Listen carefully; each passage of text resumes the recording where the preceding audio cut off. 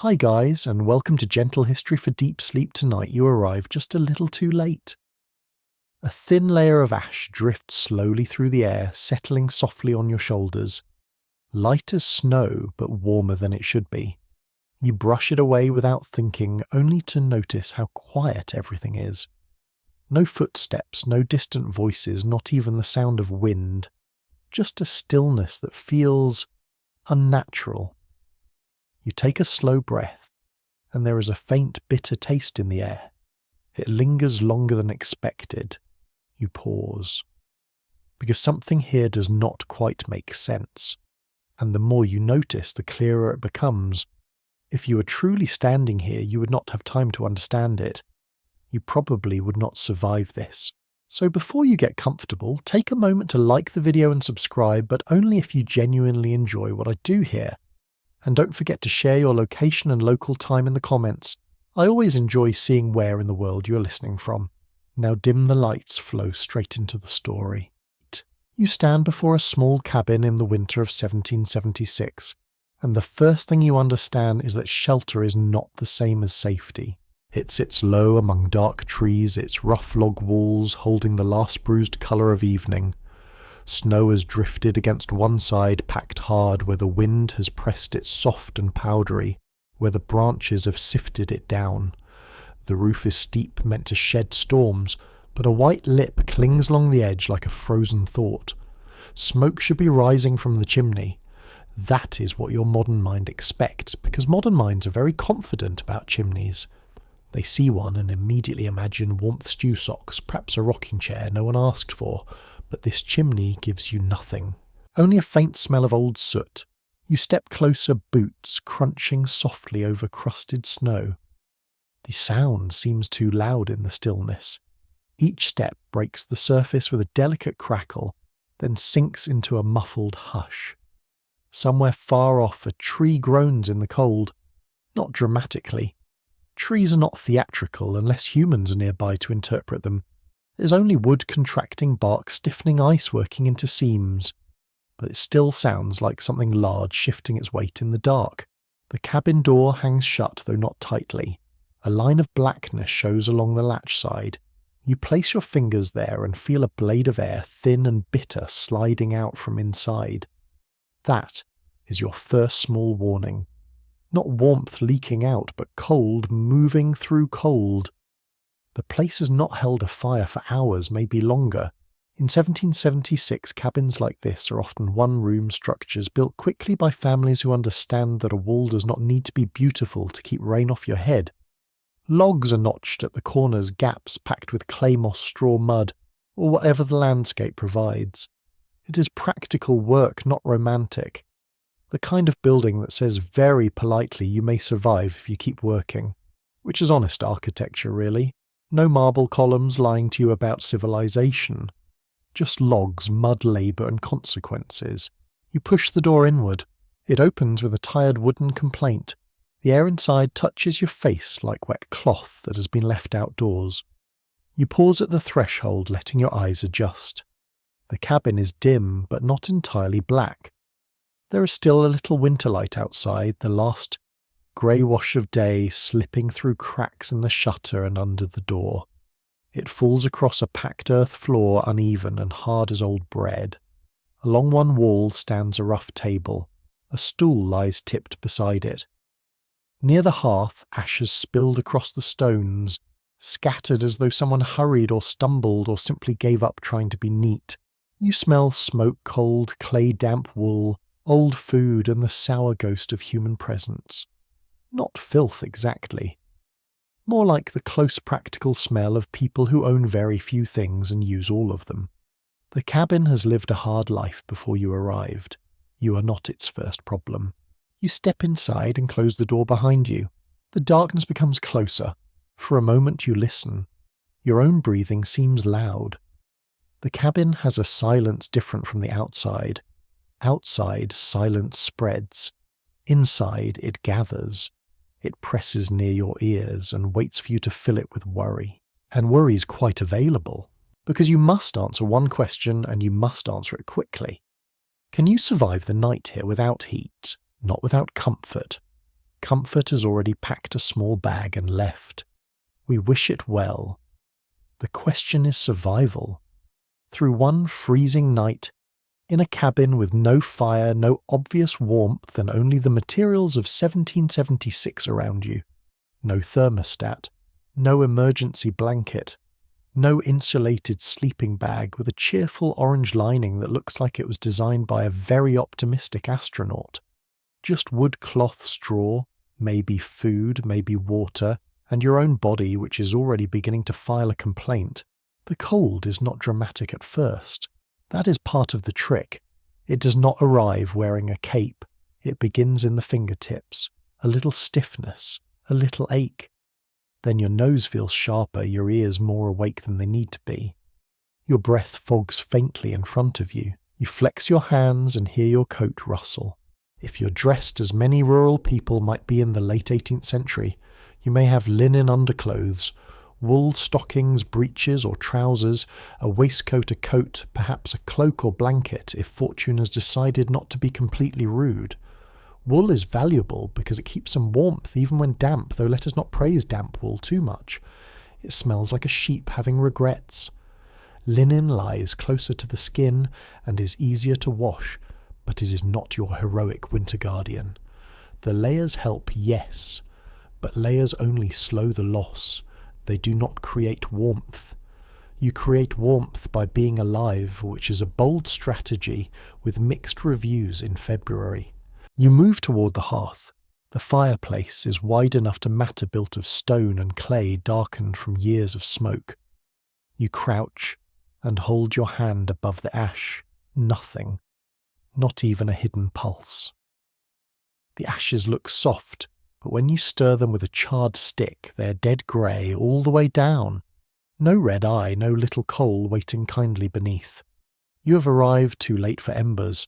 That matters! In homes of this period, keeping fire alive is not a charming hobby. It is daily survival. A live coal can be banked under ash overnight and coaxed back in the morning. Without it, you need flint steel, tinder, dry fuel skill, and patience. And if the woodpile is empty, skill becomes mostly a way to feel competent while freezing. A mainstream fact settles in quietly here. During the Revolutionary era, many American households still depend on open hearths for cooking, heating light, and drying clothes. The hearth is not decoration. It is kitchen, furnace, gathering place, and little domestic sun. Without it, this cabin is not really a home tonight. It is a wooden box with aspirations. You stand again and look around. A peg on the wall holds a torn cloth bag.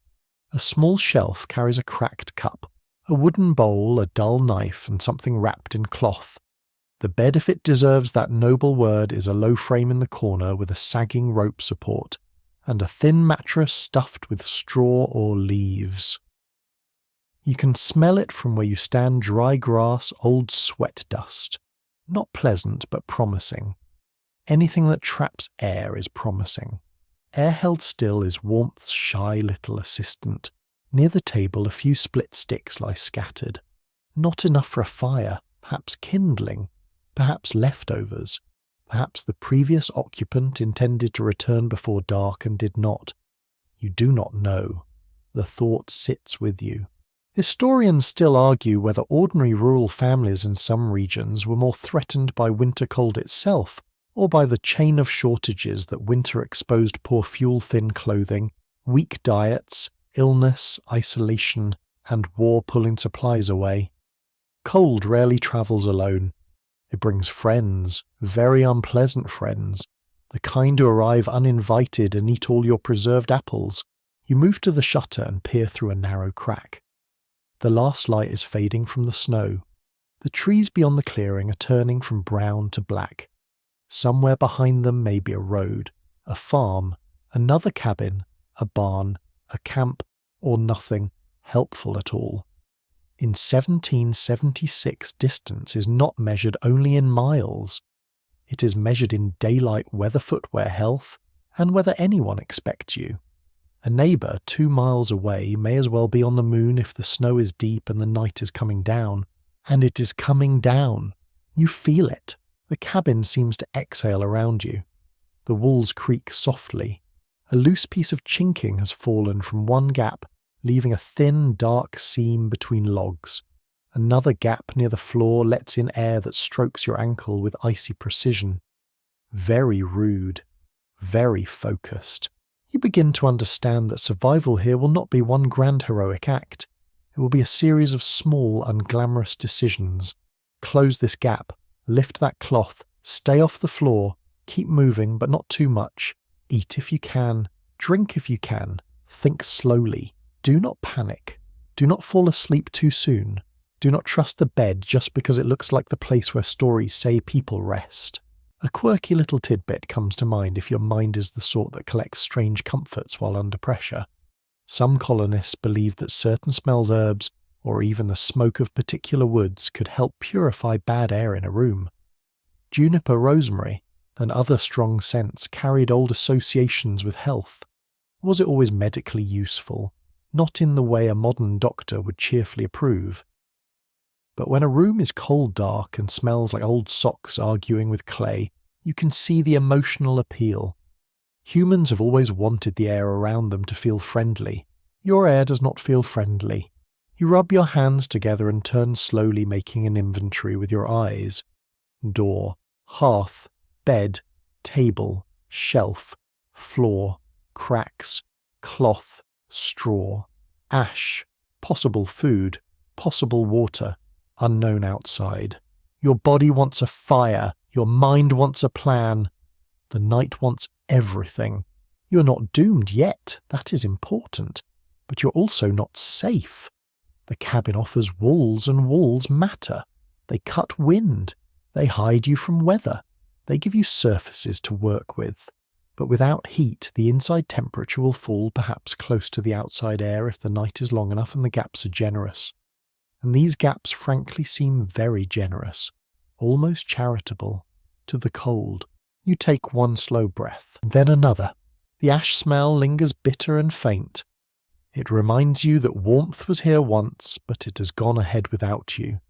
You are late to the comfort, early to the danger, so you begin where anyone must begin, not with panic, not with poetry, not with a dramatic speech to the rafters, though the rafters would probably listen. You begin by reading the room because every object in this cabin is about to become part of the night's argument. The cold has made its first point. Now you must answer. You do not rush. That might be the first quiet advantage you give yourself. Panic burns energy, and energy tonight is something you will need to spend with careful, almost stingy attention. So instead of scrambling, you stand still for a moment longer and let your eyes adjust fully to the cabin's dim interior. The grey light outside fades another shade darker. Shapes inside sharpen in a strange way, not brighter but clearer in outline, like the world is simplifying itself for you. Table, bed, hearth, door, shelf, floor, gaps. You begin with the walls. They are made of rough logs stacked and notched, each one slightly uneven. Between them the chinking mud-clay bits of fibre has dried and cracked. In places it has fallen away entirely. You move closer and press your fingers against one seam. Cold air slips through, immediately thin and steady like a breath that never pauses. You lean in and listen. The cabin is speaking, but very softly. Tiny whistles, barely there. Each one marks a place where warmth, if you had any, would escape. Each one marks where the outside world is politely entering without permission. A practical historical detail settles into your thoughts. Cabins of this period were rarely airtight. Even well-built ones relied on frequent maintenance. Families would repack gaps with fresh clay or moss before winter. If that work was delayed, or if illness, travel, or war interrupted routine, those gaps became quiet enemies. You straighten slowly, so this cabin has been neglected, or abandoned, or simply unlucky. You move to the door next. It hangs on iron hinges slightly misaligned. When you push it gently, it shifts in its frame with a soft wooden scrape. The latch does not seal tight. There is a visible line of darkness along one edge. You place your palm there again. The cold is sharper here, more deliberate, like a finger tracing the shape of your bones. You glance down at the threshold. The bottom of the door sits unevenly, leaving a gap wide enough to slide a few fingers through. Snow has drifted just outside, but not enough to block the opening. Air moves through it steadily. You crouch, bringing your face closer to the floor. The earth beneath you is hard-packed, but not smooth. It rises slightly in places, dips in others. You touch it. It feels like stone that remembers being dirt. Cold, deeply cold. Not just surface chill, but a kind of stored winter that has been building all season. If you lie directly on this floor, your body heat will sink into it quickly, like warmth poured into a well. That is not an appealing image, but it is an accurate one. You stand again and move toward the bed. It is a simple wooden frame low to the ground with ropes stretched across it to support the mattress. Some of the ropes sag. One has been retied with a knot that looks hurried. The mattress itself is thin, its ticking a coarse fabric patched in several places. Straw pokes through in dry pale strands. You press your hand into it. It gives, but not generously. Still, the straw inside matters. Straw traps air. Air, when held still, slows heat loss. It is not luxurious, but it is useful. In fact, straw mattresses were common in the 18th century for exactly this reason. They were cheap, refillable, and better than sleeping directly on frozen ground, which is a very low bar but an important one. You lean closer and inhale carefully. Dust, dry grass, a faint sourness. Not pleasant, but not unbearable. You have certainly encountered worse smells in modern life. Public transportation at the wrong hour comes to mind. This at least is honest. You glance toward the corner near the bed. A folded piece of cloth lies there. You pick it up. It is heavier than it looks. A blanket, perhaps. You unfold it slowly. The fabric is rough, likely wool, though worn thin in places. It smells faintly of smoke and something animal. Sheep, maybe, or thyme. You drape it over your arm. This is valuable. Wool retains some insulating properties even when slightly damp, though tonight you are grateful it feels mostly dry. In a world without synthetic fibres, wool is one of the best defences against cold. It is not perfect, but it tries, and tonight you need anything that tries. You move to the small shelf. There is not much here, but each item matters. A wooden bowl, empty. A cup with a crack running down one side. You tap it lightly. It holds. Barely. A dull knife, its blade worn, but still capable of cutting softer things. Wrapped in cloth, something heavier. You unwrap it. Inside a small piece of salt pork. Hard, pale, and slightly greasy to the touch. You bring it closer to your nose. The smell is strong, but not spoiled. This is preserved food meant to last. In 1776, salt pork is a staple in many households. It is not exciting, but it is dense with calories, particularly fat, which your body can burn slowly to produce heat. You pause holding it. This is not just food, this is fuel. Nearby a small loaf or piece of bread sits on the table. It is hard, very hard. You tap it with your knuckle and it responds like wood. But it is still bread. It can be softened, chewed, slowly swallowed. Every bit of it is energy. You set the food down carefully. Then you look for water. There's a bucket near the hearth. You step toward it, already suspecting what you will find. You peer inside. A thin layer of ice is formed across the top. You tap it gently with a knife handle. It cracks with a delicate sound like glass thinking about breaking. Beneath it, dark water waits. Not much, but enough to matter. Water in winter is never simple. It freezes it, hides it, becomes something you must work for. A curious historical aside drifts through your thoughts. Some early American settlers reportedly melted snow for water when supplies froze, though doing so without a heat source was slow and inefficient. Eating snow directly, as many have discovered, the uncomfortable way lowers body temperature further. It feels like hydration, but it quietly betrays you. You withdraw your hand from the bucket. Not yet, you will come back to that. You stand in the centre of the cabin again. You're beginning to understand the shape of your situation. The cabin is not empty, but it is not prepared. It offers pieces, not solutions. You will have to assemble something from what remains. You glance again at the hearth. The absence of fire feels larger now. It dominates the room in a strange way. A fireplace without flame is like a mouth that has forgotten how to speak.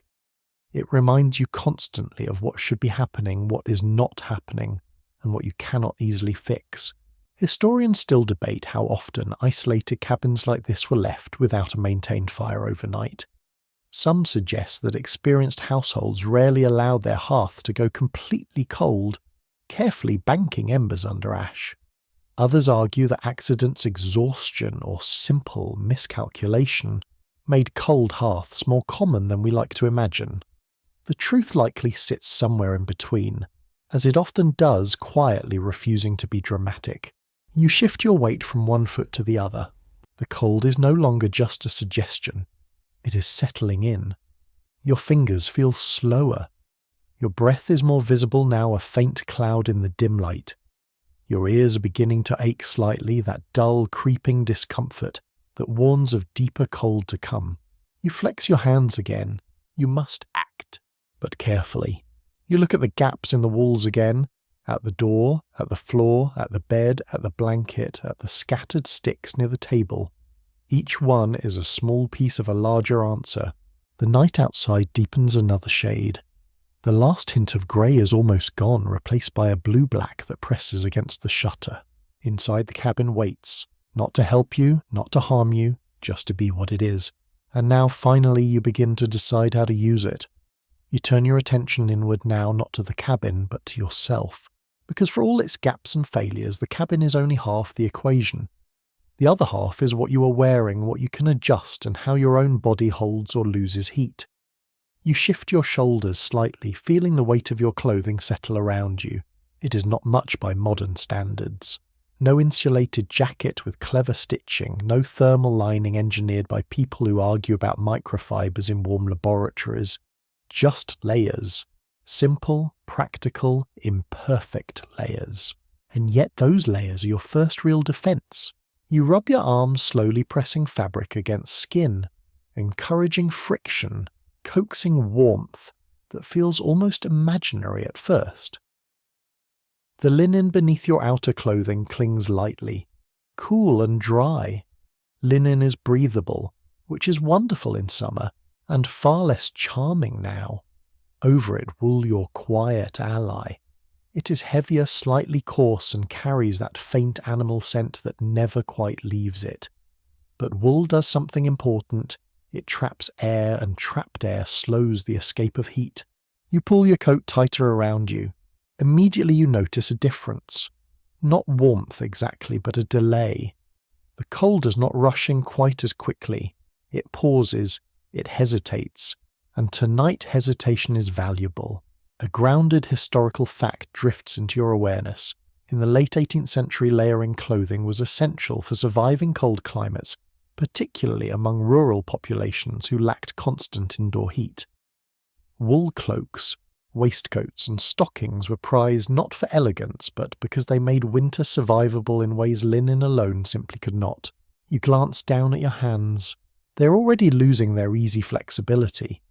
Fingers feel thicker, slower to respond. You open and close them deliberately, watching how they move. It is a small ritual, but an important one.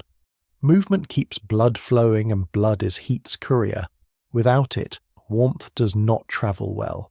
You tuck your hands briefly under your arms. There! That helps. Your body has certain places where heat gathers: underarms, chest, the center of you. Pressing your hands there feels instinctive, almost automatic. You're not inventing new strategies. You're remembering old ones, the kind humans have used long before written instructions told them what to do. You shift your weight again. Your feet, they are next. Cold creeps upward from the ground, patient and persistent. Your boots, or whatever rough footwear you have, offer some protection, but not enough to ignore. You stamp lightly, not in panic, but in intention. A slow rhythm. Enough to keep blood moving, not enough to exhaust yourself. Energy is a currency tonight. Spend it carefully. You glance toward the blanket you found earlier. It still rests over your arm waiting. You unfold it more fully now, letting it hang loose. It is not large enough to wrap around you completely while standing, but it could help. You drape it over your shoulders, adjusting it so it overlaps your coat. The effect is immediate, not dramatic. No sudden wave of comfort, but the air between layers grows slightly stiller. The space around your body becomes less eager to share its warmth with the room. You feel for the first time since entering something like control, a small, fragile kind of control. You pull the edges of the blanket closer, tucking them under your arms. It slips a little, but you adjust again. There is no perfect fit. You make do. That phrase will carry you far tonight. You glance toward the bed again. It calls to you quietly. Not with comfort, but with possibility. But you're not ready for it yet. Not fully. You still have things to understand. You move back toward the wall, pressing your shoulder lightly against the logs. The cold seeps through quickly, almost eager. You pull away after a moment. That is not where you want to spend time. Walls are barriers to wind, yes, but they are also reservoirs of cold. They store it, hold it, share it generously with anyone foolish enough to lean too long. You step back into the center of the room. Your breath is more visible now, drifting in pale clouds that linger before dissolving. The air inside the cabin is growing colder inch by inch, minute by minute. Without fire, there is nothing to replace the heat you are losing. Only delay, only resistance. You flex your shoulders again, rolling them slowly. Movement warms you, but it also spends you. That is the balance. Too little movement and you grow stiff cold, settling deeper. Too much and you burn through energy your body will need later when the night is longer, darker, colder. You test a small sequence. Bend your knees slightly, straighten, rotate your arms, flex your fingers, pause, breathe again. It works. Not perfectly, but enough. A curious historical tidbit surfaces almost oddly comforting in its strangeness. Some early travellers and soldiers were known to sleep in shared bedding, or even huddle together for warmth during extreme cold, not out of sentiment but necessity. Body heat multiplied becomes something meaningful. Alone it is fragile. Together it becomes a system. You glance around the empty cabin. No such luxury tonight. Just you. You adjust the blanket again, pulling it tighter around your neck. The edges scratch slightly against your skin, but you ignore it. Comfort is no longer measured in softness. It is measured in survival. You think briefly of modern clothing. Insulated jackets, thermal layers, synthetic fibers designed to wick moisture and trap heat with impressive efficiency. You could stand outside in conditions like this, properly dressed, and feel merely inconvenienced. Perhaps even adventurous. You might take a photo, post it, caption it something cheerful. Here there is no caption. Only consequence. You move toward the table again, resting your hand on its rough surface. The wood feels cold, but not as bitter as the floor. Elevated surfaces lose heat more slowly than the ground. That matters. Height matters. Distance from the earth matters. You file that away. You glance at your sleeves, loose in places. You tighten them as best you can, pulling fabric closer to your wrists. Small gaps allow heat to escape quickly. Closing them even imperfectly helps. You adjust your collar as well, tucking it closer to your neck. The neck is a quiet vulnerability. Heat rises, and if given a clear path, it leaves without hesitation. You deny it that path. Historians continue to debate how much ordinary people consciously understood these small thermal strategies versus simply learning them through lived experience. Did they think in terms of heat loss and insulation, or did they simply know what worked, because it had always worked? The answer, like most things, likely rests somewhere between instinct and observation. You do not need the theory tonight. You need the result. Your body is adapting slowly. The initial shock of cold has passed, replaced by a steadier awareness. Not comfortable, but manageable for now. Your movements are deliberate. Your breathing controlled. Your thoughts still clear. That clarity will not last forever if the cold deepens unchecked. You look again at the bed, at the straw mattress, at the blanket around your shoulders, at the floor waiting below, Pieces. You're gathering pieces. The cabin has offered you what it has. Your clothing has given you time. Not safety, not warmth in the comforting sense, but time. And time tonight is the most valuable thing you possess. You take a slow breath, then another. The air tastes faintly of ash and old wood, a reminder of fire that once lived here. You hold that thought briefly, not as comfort, but as direction. Fire is gone. You must become your own small source of heat, and you must protect it. Carefully, patiently, because the night is only beginning to settle in and already you can feel how long it intends to be. You look again at the hearth, and the hearth looks back with the blank confidence of something that has failed upward into furniture. It dominates the room, broad and dark, its stones blackened by years of flame. In daylight, with a kettle hanging from a crane and bread baking in covered iron, it might feel like the heart of the house. At night without fire, it feels more like a cold cave built into the wall. It gives shape to everything you are missing. You kneel before it. The stones are chilly beneath your fingertips. Not merely cool, but deeply set with cold, as if the winter has stored itself inside them. You brush through the ash again, slower this time, refusing to accept the answer you already know. Grey powder lifts in a faint cloud and settles on your knuckles. Beneath it there are bits of blackened wood, brittle and dead. You push them aside. Nothing glows. Nothing breathes. There is no hidden coal, no tiny red survivor waiting for your gratitude. You sit back on your heels and let that fact settle. In the 18th century, many households treated the maintenance of fire as a daily responsibility, almost like feeding an animal that happened to feed you back. Embers could be covered with ash at night to preserve them until morning, and neighbours might share live coals when a household fire died. The small custom tells you something important. Fire was not casual. Losing it could mean cold meals, frozen hands, damp clothing, and a day of work spent clawing warmth back into existence. Tonight your fire is not simply low, it is gone. You glance at the scattered sticks near the table. There are only a few thin and dry enough perhaps to catch if you had tinder and a spark. But a few sticks will not heat this cabin. They might flare, crackle, brighten your hopes for 10 minutes, then collapse into a delicate pile of embarrassment. A fire needs fuel, real fuel. Armloads of wood, dry wood, split wood. Wood stacked before the storm, covered from snow, close enough to reach, without turning a simple errand into a survival exam. You listen toward the door. Outside, beyond the threshold, there may be a woodpile, or there may be nothing.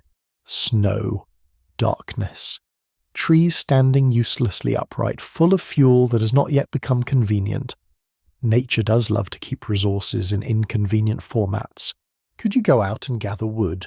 Perhaps, but the question arrives with others attached. How deep is the snow? How far is the pile? Is there an axe? Is the wood dry? Would the door latch again behind you? Would you lose more heat searching than you could recover from a small fire? Would you stumble, soak your shoes, or waste the last grey light that is already nearly gone? Cold turns every decision into a little committee meeting, and none of the committee members are cheerful. You lean closer to the hearth and study the tools. There is no full set, no neat iron tong, shovel and poker standing like obedient servants, only a charred stick, a crooked iron hook, and a flat scrap of metal that might have served as a shovel when optimism was stronger. You search beside the stones for tinder, bits of bark, curled shaving straw, dry moss rags, anything.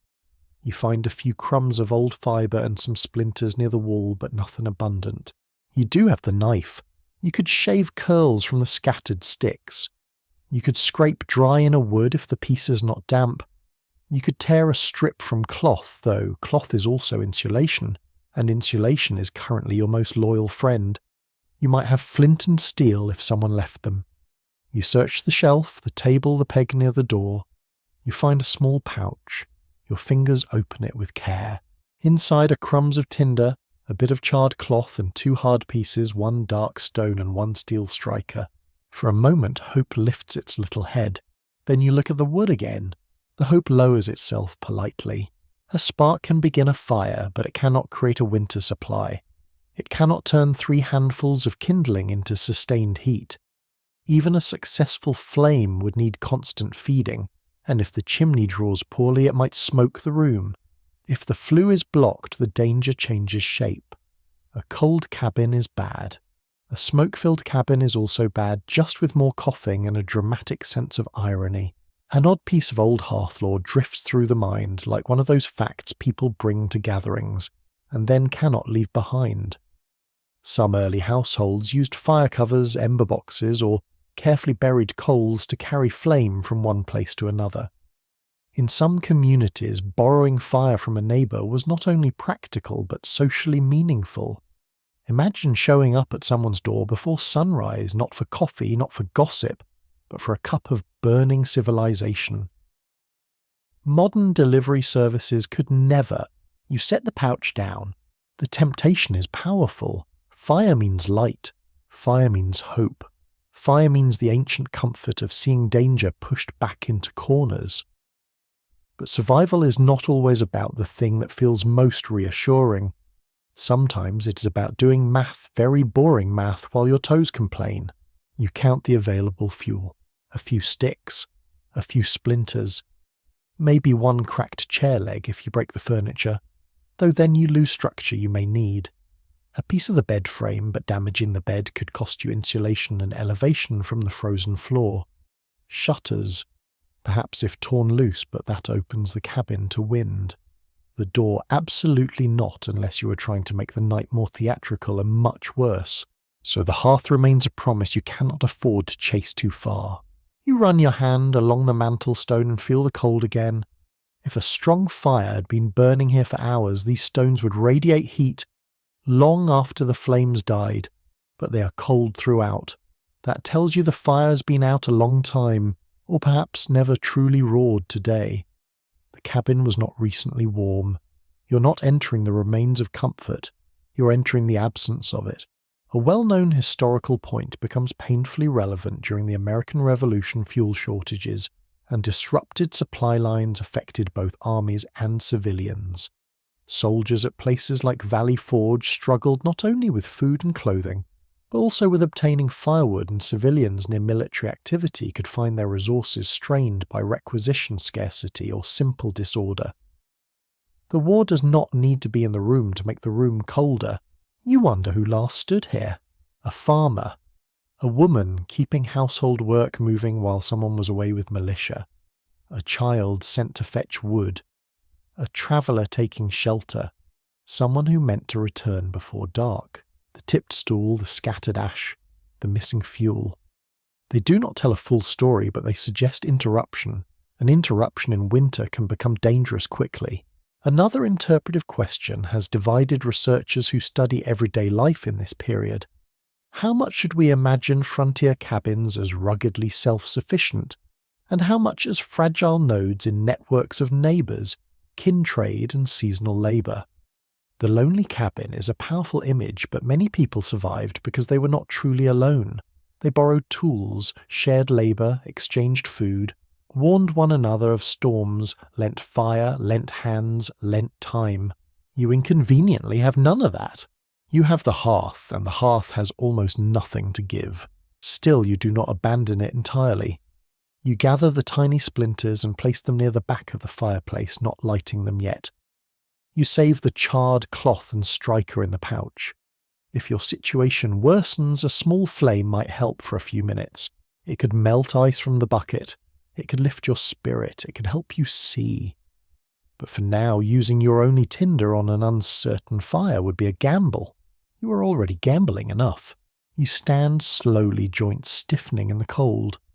The blanket around your shoulders has slipped and you tuck it closer again. Your fingers leave grey smudges on the wool. Ash on wool, smoke on skin. The smell is faintly bitter, faintly human, and not entirely unpleasant. It reminds you that others have wrestled with this same problem in this same ordinary way, not heroically, just practically. You step back from the hearth and let your eyes travel over the cabin again. The fire will not save you now, so the room must be changed. Not warmed exactly, but tightened. defended, made smaller, less generous to drafts, more loyal to the heat you still carry. The hearth has failed you, yes, but perhaps the walls can be persuaded. Perhaps the bed can be recruited. Perhaps every scrap of cloth straw-board ash and common sense can be made to serve. You take one last look into the dead grey ashes, then turn away from the cold mouth of the fireplace and begin searching for every place where the night is getting in. You begin with the door because the door is behaving less like a door and more like a polite suggestion. It stands between you and the winter, yes, but only in the broad philosophical sense. Along its edges, cold air slips in with the quiet confidence of a guest who knows nobody will stop it. Near the latch, a narrow gap runs from shoulder height down toward the floor. At the threshold, the opening is worse. You can feel the draft against your ankles steady and sharp. You crouch beside it, blanket still wrapped around your shoulders, and hold your hand near the crack. There it is. A thin current of air pours through, invisible but unmistakable. It finds your wrist. It finds the skin between glove and sleeve, assuming you have gloves at all, which tonight seems optimistic. It presses against you like a cold little needle. You need to block it. Not perfectly. Perfect is not on the menu. Tonight you are dining from the plain wooden platter of good enough. You look around for material. The tipped stool is useless for sealing a gap, though it may help brace the door. The torn cloth bag on the peg is better. You take it down and examine it. Coarse, dirty, but whole enough in places. You shake it once and dust rises into the dim room, making you cough softly. Even that cough feels wasteful, as though your body has decided to throw warmth into the air for dramatic effect. You tear the bag along an old seam. The fabric resists, then gives way with a dry sound. You fold one strip, then another, and press them into the gap beside the door. They do not stay at first. Of course they do not. Nothing helpful ever stays on the first try when your fingers are cold. You wedge the dull knife handle behind the cloth and push it deeper into the crack. Better. The draft weakens. Not gone, but weakened. A small victory. You accept it with the dignity of someone who may soon celebrate a lump of straw. Then you turn to the threshold. This gap is wider.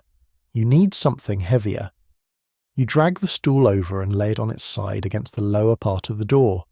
Its legs make an awkward frame, but the seat presses a strip of cloth toward the bottom. You gather loose straw from the bed, just a handful at first, and pack it along the floor line. It scratches your fingers. Bits cling to your sleeves. You press it down with the flat scrap of metal from the hearth. The air still leaks through, but now it has to work harder.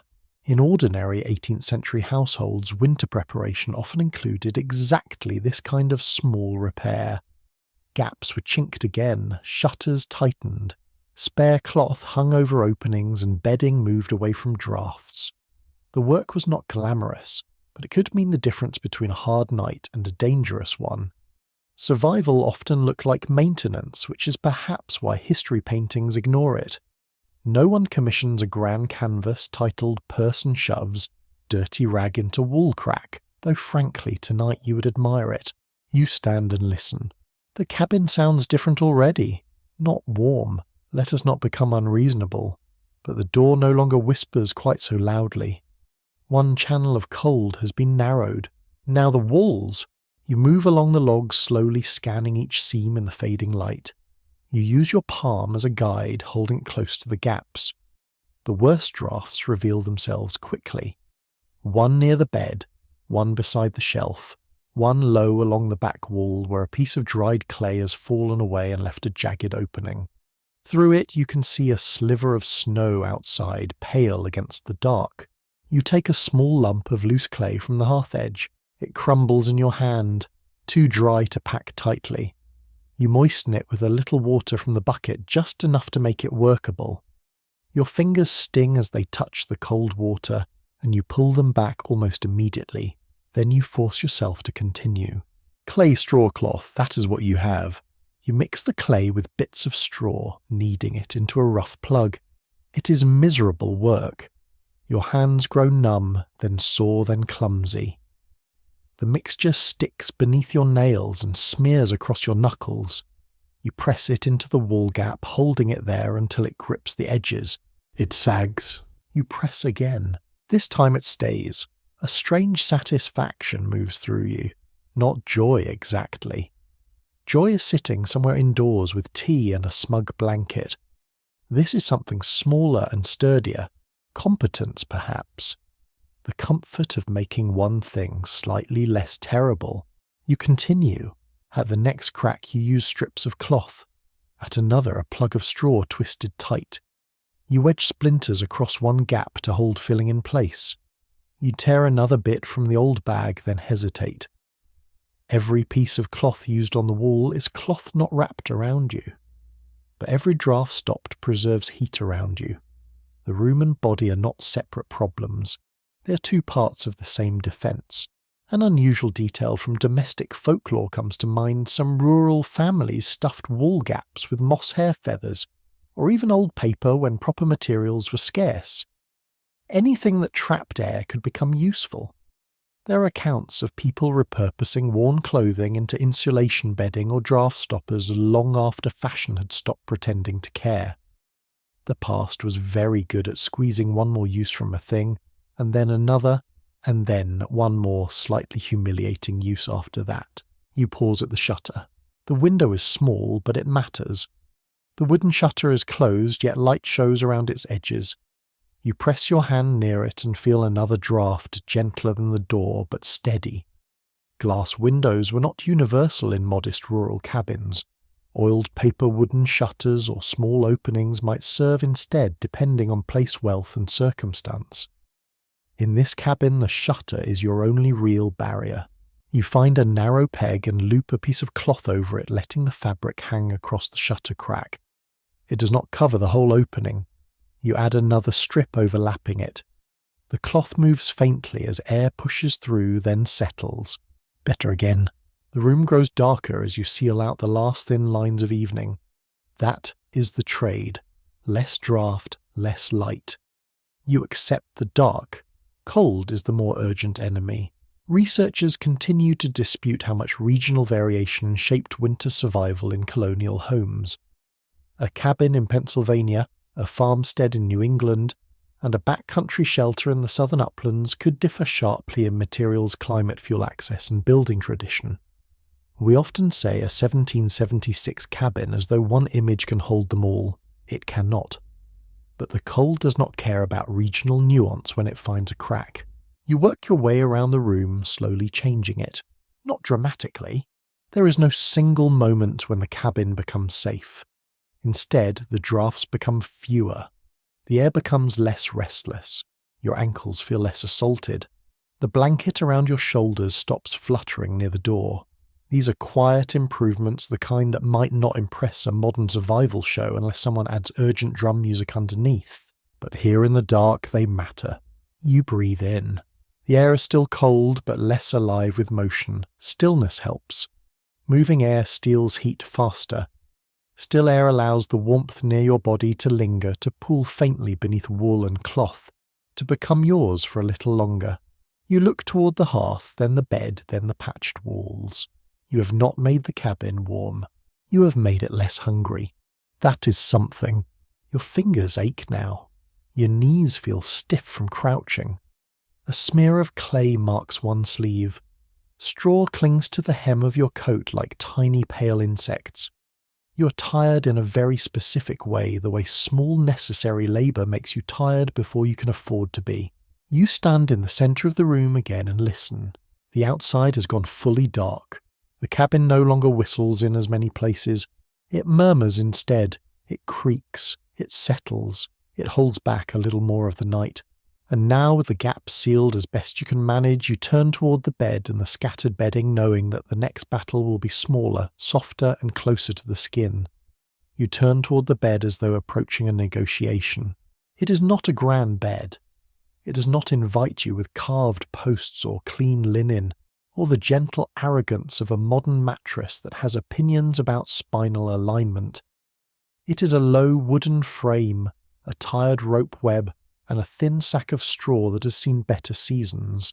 Still, after the door, the wall gaps, and the cold little arguments with clay and cloth, it begins to look almost generous. Almost. You kneel beside it and press one hand into the mattress again. The ticking crackles faintly beneath your palm. Straw shifts inside with a dry whisper. You listen to that sound. It is not soft, but it is useful. Straw is hollow, full of small spaces where air can be trapped.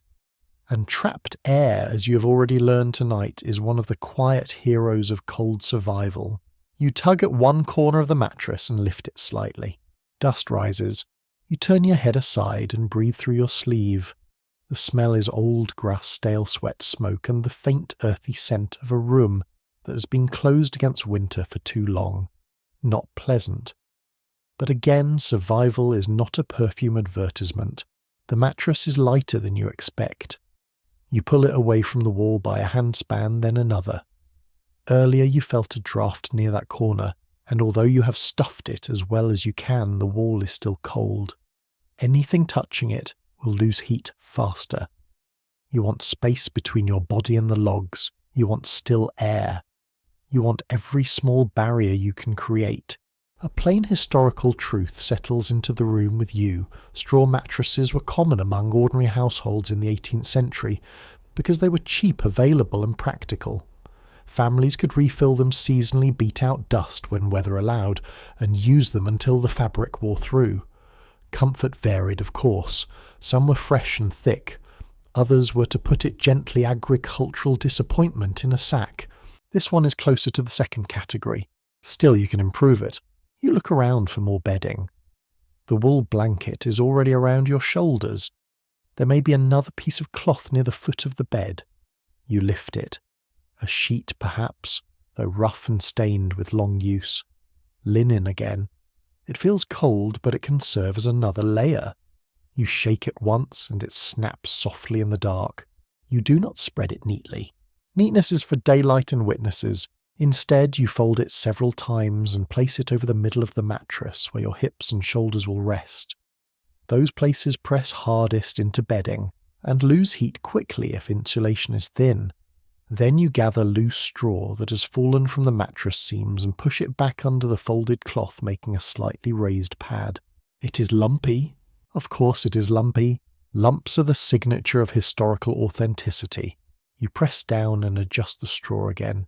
Better. Not good, but better. The body does not need luxury tonight. It needs distance from cold surfaces, air pockets beneath it, and enough cover in above to hold warmth close. You remember the torn sack from the woolwork. There are still scraps left. You lay one across the lower end of the mattress where your feet may go. Feet are dramatic creatures in cold weather. They can turn a manageable night into a private tragedy if ignored. You fold another cloth strip and set it aside, thinking you may wrap it around your ankles later. The cabin is now nearly black. Only a thin grey glow remains at the shutter edges, and even that is fading. You move by touch more than sight. Your fingers trail over wood rope, straw cloth. Everything has texture. The rough bed frame, the gritty earth floor, the scratch of wool, the dry rasp of straw, the cold smoothness of the cup on the shelf. The world has narrowed to surfaces. There is something calming about it, strangely. Not safe, but simple. You have one task, then another. Improve the bed. Preserve warmth. Stay alive until morning. The mind, when given tasks small enough to hold, stops spinning quite so wildly. You test the rope support by pressing both hands into the mattress. It sags but does not collapse. Good. If the frame fails, you're on the floor and the floor is waiting with the patience of a tax collector. You check the knots at the side. One is loose. You pull it tighter with stiff fingers, wrapping the rope once more around the frame and tugging until it bites into the wood. A lesser-known household detail appears from the shadows of memory rope bed sometimes needed tightening with a wooden tool, and the phrase "sleep tight" is often linked in popular imagination to that practice, though language historians are careful about whether that explanation is truly the origin. It is one of those charming ideas that may be partly right, partly folklore, and entirely beloved by people who enjoy bedtime trivia. Tonight, whatever the phrase's history, you very much want this bed to sleep tight beneath you. You sit on the edge. The frame creaks. You freeze. It holds. You exhale slowly, watching your breath cloud faintly in front of you. The bed is cold at first contact. Cold enough that your body recoils. You stand again rather than let it draw heat from you too soon. Before lying down, you need a plan for how to enter the bedding without surrendering warmth all at once. You take the blanket from your shoulders and lay it over the mattress, then reconsider immediately. No, if you lie on top of the wool, you gain insulation beneath, but lose covering above. If you keep it above you, the straw and folded linen beneath must do enough. Which matters more? Both, how inconvenient. You decide to use part of the blanket beneath and part above, folding it lengthwise, so one side lies under your torso and the other can be pulled over. It is awkward, but it creates a pocket. A poor person's sleeping bag, if one were being very generous with language and very rude to sleeping bags. You tuck the folded linen beneath the blanket at the centre. You push extra straw under the mattress near your hips. You place the sack scraps at the foot. Then you test the arrangement with one hand, pressing down, feeling where the cold rises through. Less than before, that is enough to continue. The debate among material culture specialists is still open over how often poorer rural households had adequate winter bedding compared with what probate inventories suggest. Inventories list objects after death, often from households with enough property to record, but they do not always capture the daily condition of worn blankets, shared covers patched, ticking, or improvised warmth. A line reading one bed, one blanket can hide a great deal of cold. You understand that now more clearly than any ledger could explain. You look around once more for overlooked materials. The tipped stool has already been used near the door. The table is too useful to break. The shelf holds little.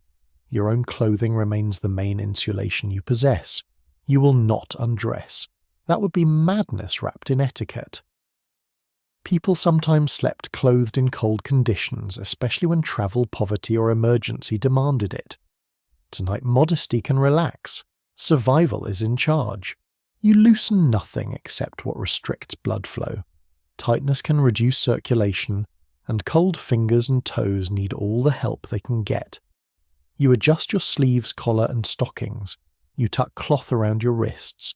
You wrap the strip around one ankle, then the other, careful not to bind too firmly. Your body's beginning to feel the work.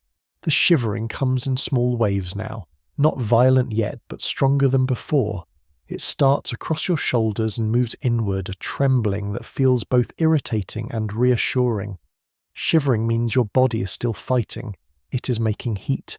It is also spending energy. You cannot let it go unchecked forever. You sit again on the bed. This time you stay. The straw crackles beneath you.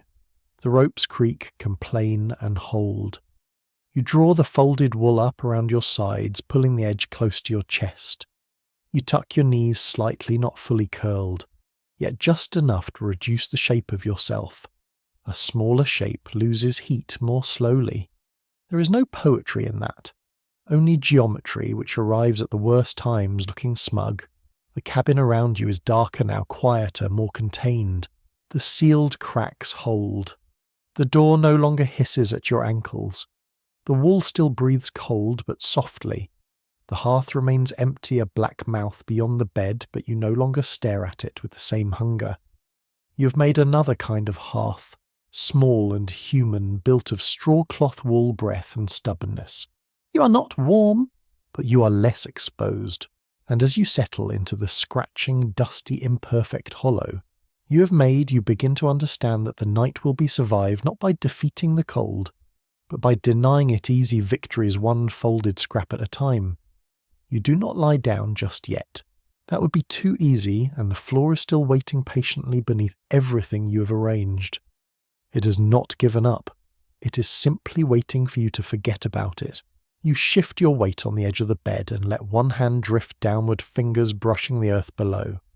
Even through the dimness, you can sense it clearly. The floor is colder than anything else in the room. Not sharp like a draught, but deep. It holds cold in layers like a well that has never seen sunlight. If you allow your body to press too close to it, heat will drain away steadily, quietly, without drama. You sit back again and consider what lies between you and that cold. Rope, straw, a folded cloth, half a blanket. It is something, but it may not be enough. You stand once more reluctantly, leaving the slight improvement you have created on the bed. Your joints protest not loudly, but with that stiff reluctance that comes from cooling muscles. You move toward the floor near the hearth, then along the wall, searching for anything else that can be placed beneath you. A loose board lies near the corner, partly hidden under dust and straw fragments. You lift it. It is rough-thin but solid. Perhaps it once covered a storage space or served some temporary purpose. Now it serves you. You bring it to the bed and lay it across the rope support, testing its position. It shifts at first, then settles. You adjust it again, angling it so it covers the central portion where your body will rest. The difference is immediate when you press down. The cold feels delayed. Not gone, but slower. A straightforward historical observation fits neatly here. Many early homes used whatever materials were available to create layers between sleeping bodies and the ground wooden frames, pallets, raised platforms, or even simple piles of branches or boards. Elevation even by a few inches could make a significant difference in preserving warmth. You nod slightly as though the past has just given you quiet approval. You look for more. Near the wall you find a small bundle of something stiff. You crouch and pick it up. Corn husks dried and brittle. They rustle sharply in your hands. Not comfortable, but useful. You bring them to the bed and spread them beneath the folded cloth, adding another thin barrier. Each layer matters. Each one slows the loss. You return to the floor once more, scanning with your hands, now feeling more than seeing. Your fingers brush against something soft and irregular. You lift it. A scrap of old fabric, perhaps once part of clothing or bedding, now discarded. You shake it gently and dust falls away in a faint cloud. You hesitate. It is not clean, not even close, but it is insulation. You lay it beneath the wool fold, pressing it flat as best you can. The bed grows slightly higher, slightly less connected to the ground. Not by much, but tonight small differences accumulate. You pause and rest your hands on the edge of the frame. Your fingers ache now, the kind of ache that settles into the joints and lingers. You flex them slowly, watching them respond with a delay that feels longer each time. You bring them briefly to your chest again, tucking them under your arms until sensation returns. There, still working. You straighten and look round the cabin again. It has changed. Not visibly, not in any way that would impress a visitor. But you can feel it. The air is calmer, the drafts are weaker.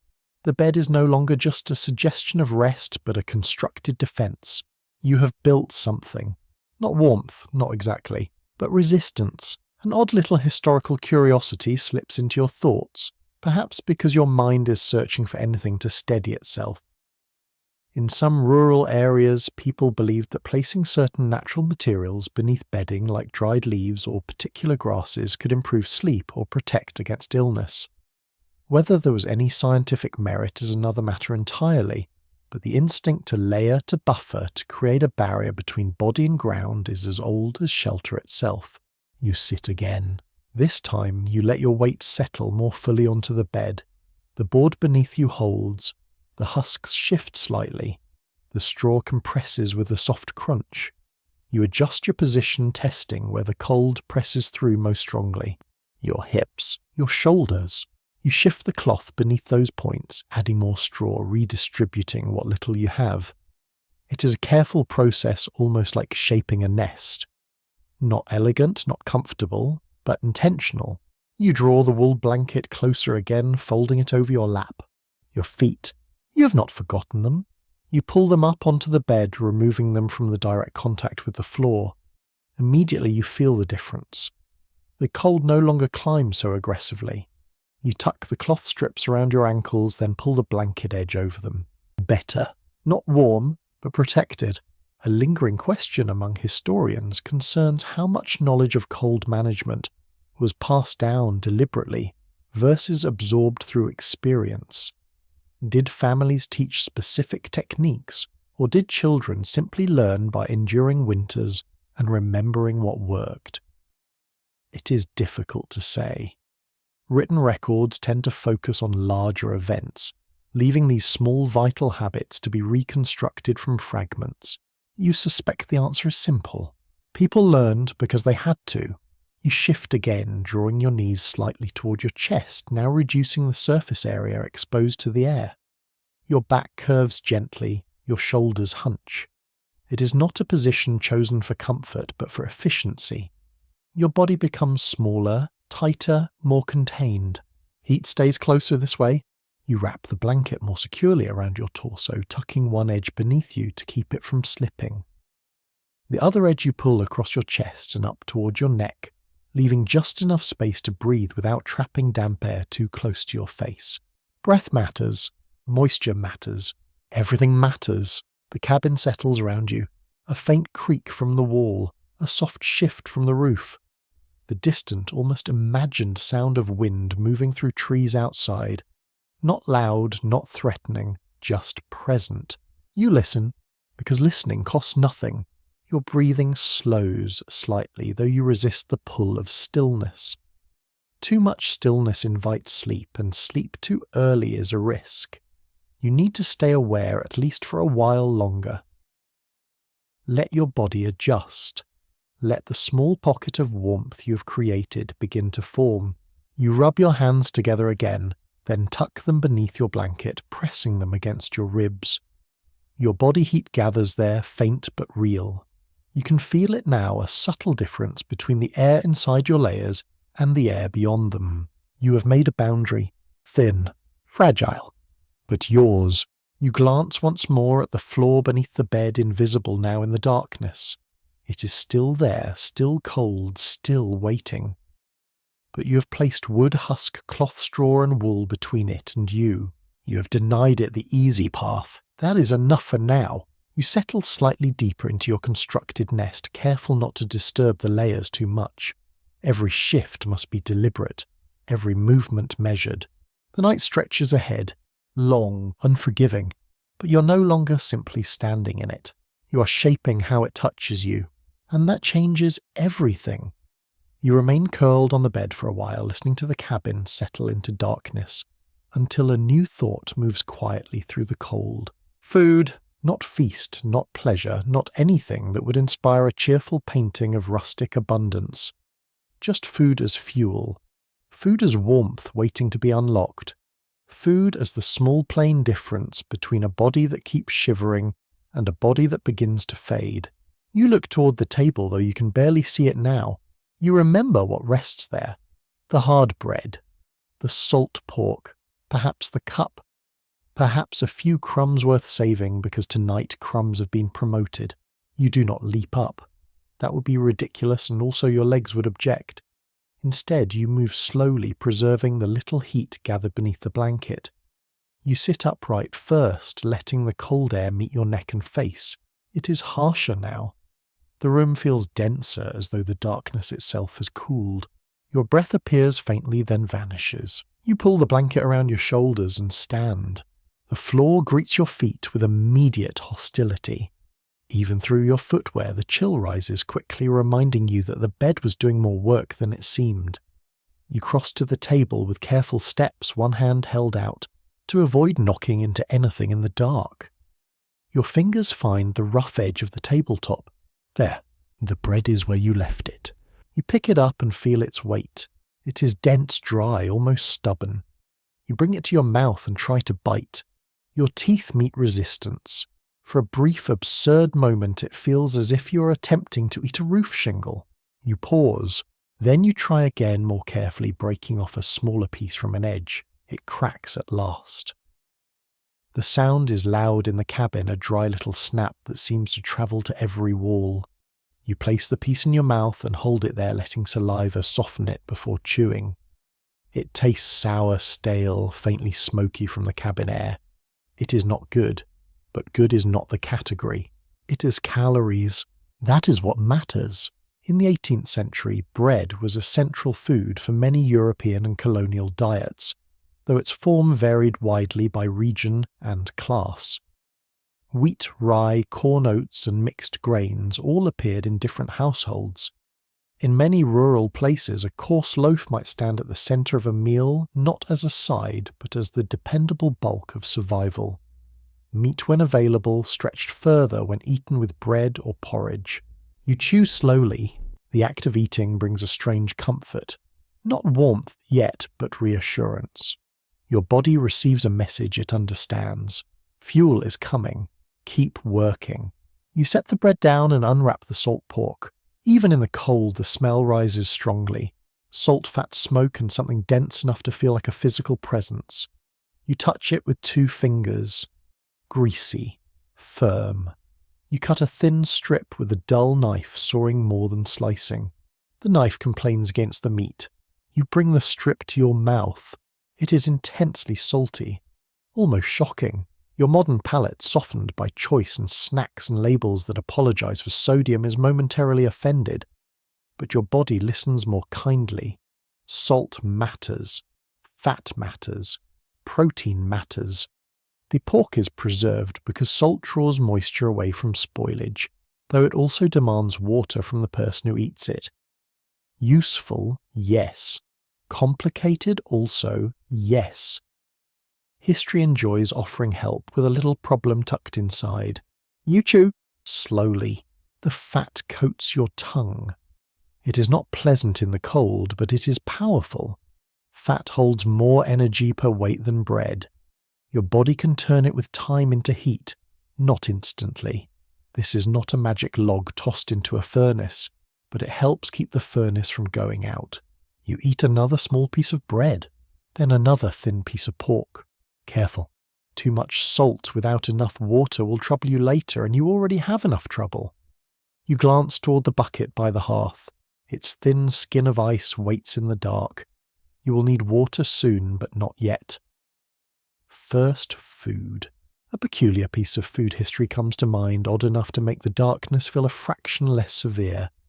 Some households kept scraps of fat dripping or lard as prized cooking resources used not only for frying and flavour, but also for greasing pans, enriching bread, softening leather, and sometimes even making simple lamps in desperate circumstances. Fat was useful in ways modern kitchens tend to forget. A bit of grease could become dinner to care, light or warmth by another route. Truly, bacon had a career portfolio. You almost smile. Almost. You cut one more thin strip and wrap the rest carefully again.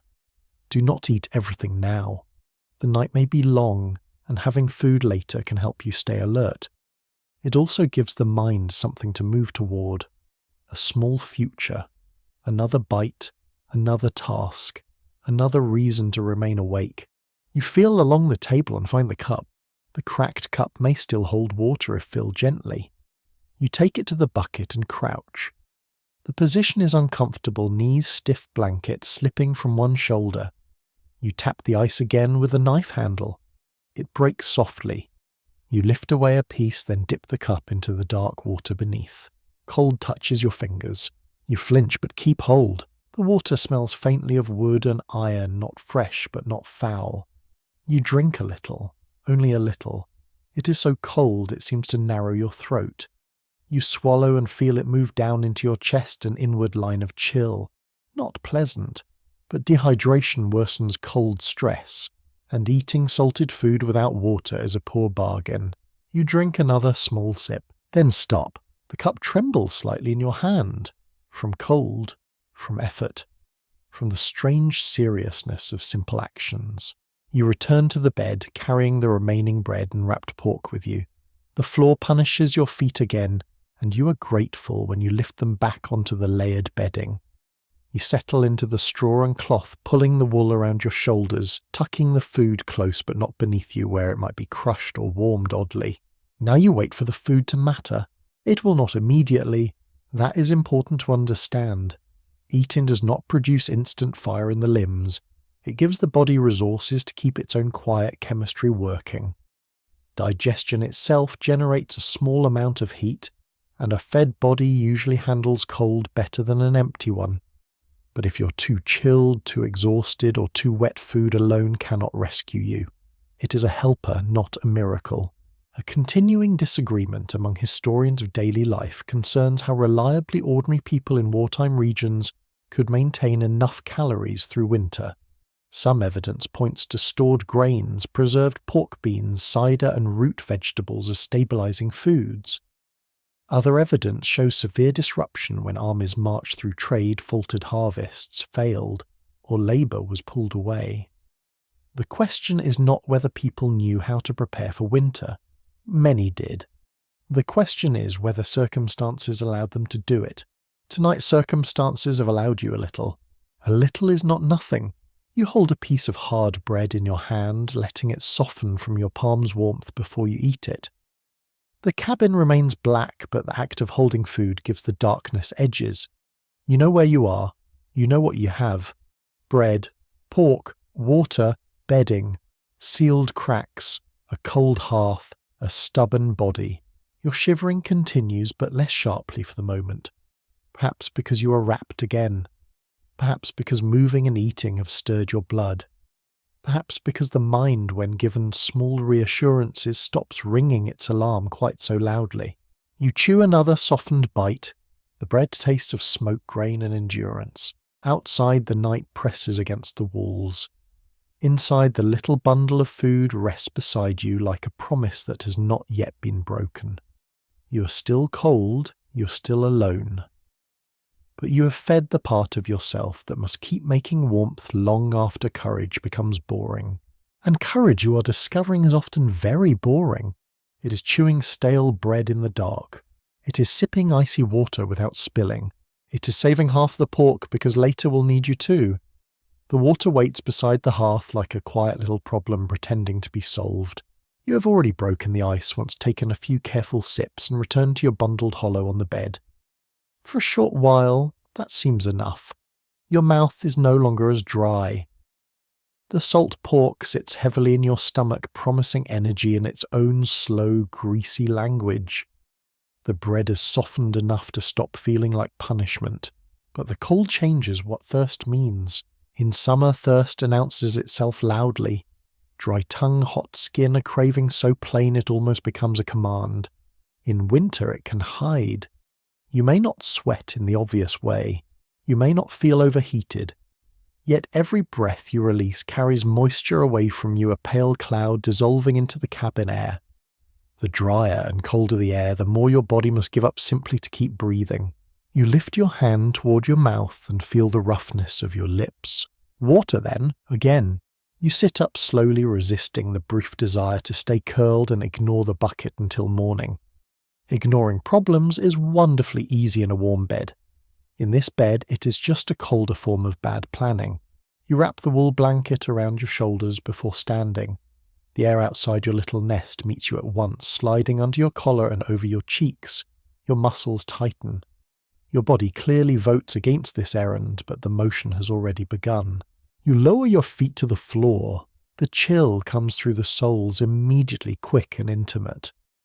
It is almost impressive how personally the floor handles its work. You step carefully toward the hearth, keeping one hand extended in the dark until your fingers touch the stone edge. The bucket is where you left it. You crouch beside it and feel for the cup. The cracked rim is cold under your fingers. You dip it into the water, but another thin skin of ice has begun forming already. You tap it and the surface breaks with a soft brittle sound. The water beneath is black in the darkness. You lift the cup and smell it. Faint wood, faint iron, old cold. You drink a little. It shocks your teeth and throat. The cold seems to move through you faster than warmth ever does, which is unfair but unsurprising. You swallow and pause, holding the cup in both hands. Your instinct wants more because the pork was salty, but your body recoils from the chill, so you sip slowly, letting each mouthful warm a little before swallowing. A useful piece of historical background belongs here. In the 18th century, safe drinking water was not always guaranteed, and many households relied on wells, spring streams, cisterns, or stored water depending on region and season. In some communities, weak beer cider or other lightly fermented drinks were common, partly because they stored better and were often safer than questionable water. This does not mean everyone was cheerfully tipsy all day, despite what the internet sometimes implies. It means people adapted to local conditions with whatever was practical. You glance around for cider. No such luck. Of course not. The cabin has not been that kind. The bucket water will have to do. You take another sip, then stop. Too much cold liquid at once may chill you further. Too little water and your body struggles. As with everything tonight, the answer lies in moderation, which is deeply annoying during an emergency. One wants a bold solution. Instead, history hands you a cracked cup and says, be sensible. You set the cup down carefully. Then you consider the snow outside. It is everywhere. You saw it drifted against the cabin, white, clean-looking, abundant. To a modern AE, snow seems like water made convenient. Just scoop, melt, drink. Simple. But without heat, snow is a trap. Eating snow directly can lower your body temperature. It takes heat from you to melt it. It also gives surprisingly little water for its volume. A mouthful becomes a disappointing sip. And if the snow is dirty, wind-blown ash, touched or gathered near animals or travel paths, it brings other risks. Snow is beautiful because it hides details. That's also why you should not trust it completely. You remember the ash outside settling softly on your shoulders. Warm ash where snow should have been cold. That thought returns. Where did it come from? A distant fire, a burned-out structure, a camp, a hearth emptied carelessly. The air tasted bitter. The stillness felt wrong. You do not have enough information, and the night is not offering footnotes. There is an old and rather strange belief found in different early modern traditions that snow water could be especially pure, delicate, or even healthful if collected properly. At other times, people distrusted it for chilling the stomach, or carrying foulness from the air. Both instincts make sense in their own way. Snow looks clean. Snow also falls through a world full of smoke, soot, dust and birds with no respect for human optimism. You almost hear the gentle sarcasm in that thought and hold on to it for warmth. Not physical warmth, sadly, but some inner little candle of humour. You lift the bucket slightly. It is heavier than expected, though not full. Moving it closer to the bed might save you future trips across the hostile floor. But if you spill it, you create dampness, and dampness is cold's favourite assistant. Damp cloth, damp straw, damp floor. All of it would worsen the night. You decide to move only the cupful. Carefully, slowly, you carry the cup back toward the bed. The water trembles in the cracked vessel. A few drops touch your fingers and the sting is immediate. You stop, steady your hand, then continue. At the bed, you set the cup on the table side of the frame within reach, but away from the blanket. If it tips, you do not want water soaking the wool. Wool can still insulate when damp better than many fibres, but that is not an invitation to test its patience. You settle back onto the layered bedding, drawing your feet up quickly and tucking the cloth around them again. The relief of leaving the floor is immediate. You pull the blanket close and breathe into the dark. Your stomach holds bread, pork and cold water now. Your body must process all of it. Researchers studying everyday survival in colonial North America continue to question how winter hydration worked in practice across different households. Written sources mention cider beer wells, melted snow and spring water, but the daily choices of tired people on freezing nights often went unrecorded. Did they ration stored water indoors? Did they risk a trip to the well? Did they keep vessels near the hearth to prevent freezing? The records leave gaps large enough for a very cold draft to enter. You can imagine the answers varying by house, by weather, by luck. A family with a warm hearth might keep a kettle near the coals. A household with livestock might melt snow while doing chores. A traveller might drink from a stream and hope. A soldier might scrape ice from a canteen. You in this cabin have a bucket and a cup that should probably have retired years ago. It is enough for now. The taste of the water lingers in your mouth, metallic and plain. It reminds you that survival is physical in the smallest ways. Lips, tongue, throat, fingers, belly, breath. You hold the cup between your hands for a moment, not because it is warm, but because it gives your hands a task. Then you set it down again. Your fingers return beneath the blanket, pressed against your ribs, seeking the heat your body still makes. Outside snow gives no sound. Inside the bucket slowly freezes over again. You know you will need to drink later, but not too often. Every trip costs warmth. Every sip costs heat before it helps. Every choice is a trade.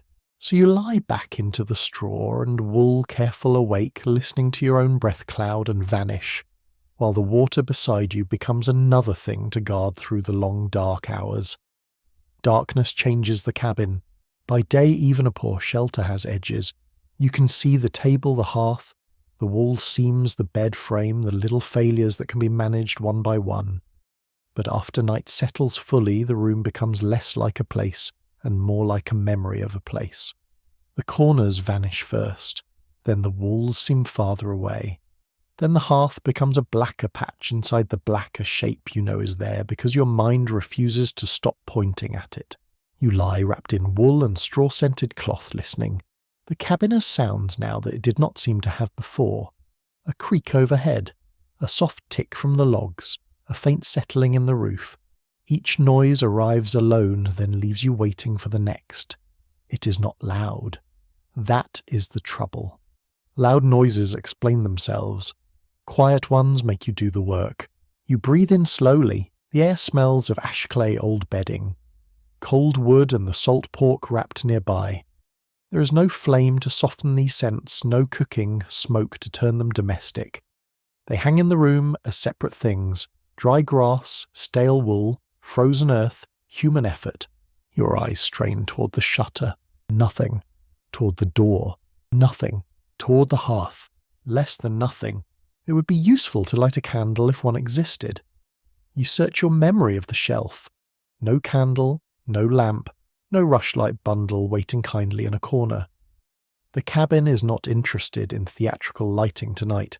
A reliable detail from 18th century domestic life matters here.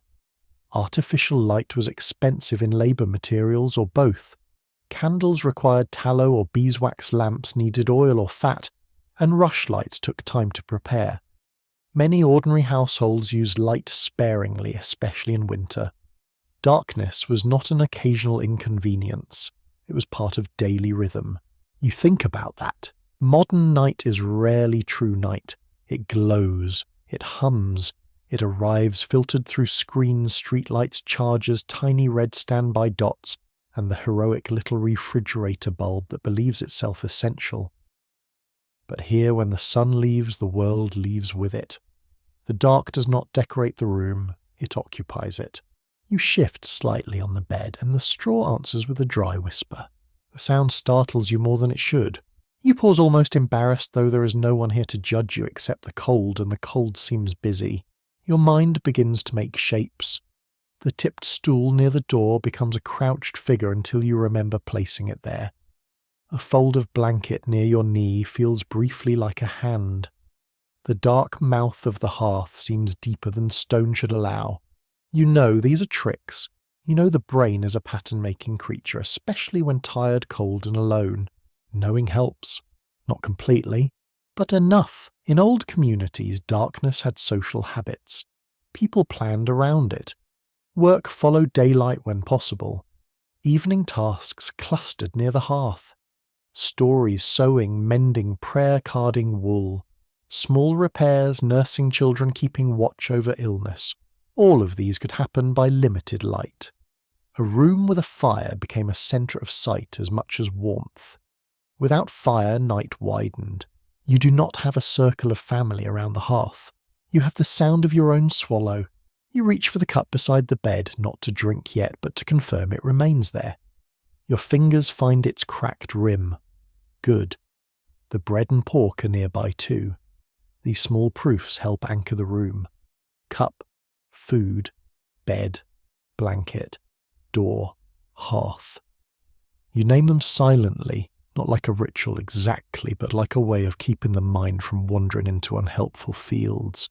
A strange belief once attached to night air and many early modern traditions People worried about miasmas, vapours, and unhealthy airs that crept after dark, especially near marshes, sickness or decay. They did not have germ theory as you would understand it, but they noticed that bad smells, damp places, and illness often travelled together. Tonight you can almost forgive the idea. The air itself feels like it has intentions. It does not. Probably. You smile faintly in the dark. The smile fades as a stronger shiver rolls through you. It begins between your shoulder blades and travels down your arms. You let it happen. Shivering is unpleasant, but it is work your body is doing on your behalf. You do not fight it. You only tuck the blanket closer and draw your knees in slightly. The bed gives a little beneath you, ropes tightening with a small groan. The dark makes time difficult. Minutes stretch, then disappear. You're not sure whether you have been lying there for 5 minutes or 30. There is no clock, no watch, no glowing phone accusing you with exact numbers. In 1776, many rural households measured time by sun chores, bells if near a town or church, and the routines of animals and labour. Mechanical clocks existed, of course, but they were not sitting in every rough cabin waiting to comfort anxious guests. You would enjoy a clock now, not because it would warm you, but because it would divide the night into pieces. Without one, you must make your own divisions. You decide to count breaths. Not too many or you will drift. Just enough to steady yourself. Inhale, exhale. Again, you stop after 20 and listen. Then you flex your toes, then fingers, then shoulders. A cycle. Breath, listen, move, rest. Breath, listen, move, rest. This gives the darkness a structure. A continuing question among historians of emotion concerns how people in earlier centuries experienced fear in ordinary settings. Were they more accustomed to darkness and silence than you are?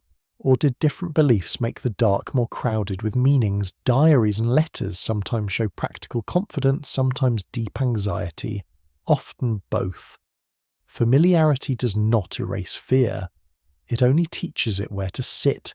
Tonight fear sits at the edge of the bed, not screaming, just present. You let it sit there. You do not feed it with frantic thoughts, but you do not pretend it has vanished. Fear can be useful when it keeps you attentive. It becomes dangerous when it spends all your energy on imagined footsteps. And then naturally you hear something like a footstep, a soft crunch outside. You freeze. The cabin becomes enormous. Another sound follows, faint perhaps. Snow shifting from a branch, perhaps an animal moving near the wall. Perhaps your own imagination deciding it has not contributed enough to the evening. You listen so hard your ears seem to ache. Nothing else. You wait. Still nothing. Slowly you release the breath you are holding. There is a kind of silence after fear that feels different from ordinary silence. Thicker. Sharper. The room does not change, but you do. Your heart beats faster beneath your layers, spending precious warmth on alarm. You place one hand against your chest, feeling the movement there, and breathe deliberately until it slows. Not every sound requires action. That may be one of the night's most important lessons. The cold outside the settling cabin, the dark room, the unknown beyond the door, all of it invites reaction. But reaction costs. You must choose what deserves movement. You turn your head slightly toward the shutter. No light, no sign of dawn. The night is still young, or at least not old enough to show mercy. You take one small bite of bread, more for wakefulness than hunger, letting it soften in your mouth. The dry grain taste steadies you. Then you sip a little water, careful not to take too much. The cup is colder now. A thin rim of ice has begun forming again along the surface. You feel it touch your lip, delicate and unfriendly. You set the cup down. The cabin creaks. You do not move. The dark is not empty, but it is also not full of everything you fear. It is mostly a room cold and old and poorly sealed, holding one tired person who is learning how slowly a night can pass. So you return to your cycle. Breath. Listen. Move.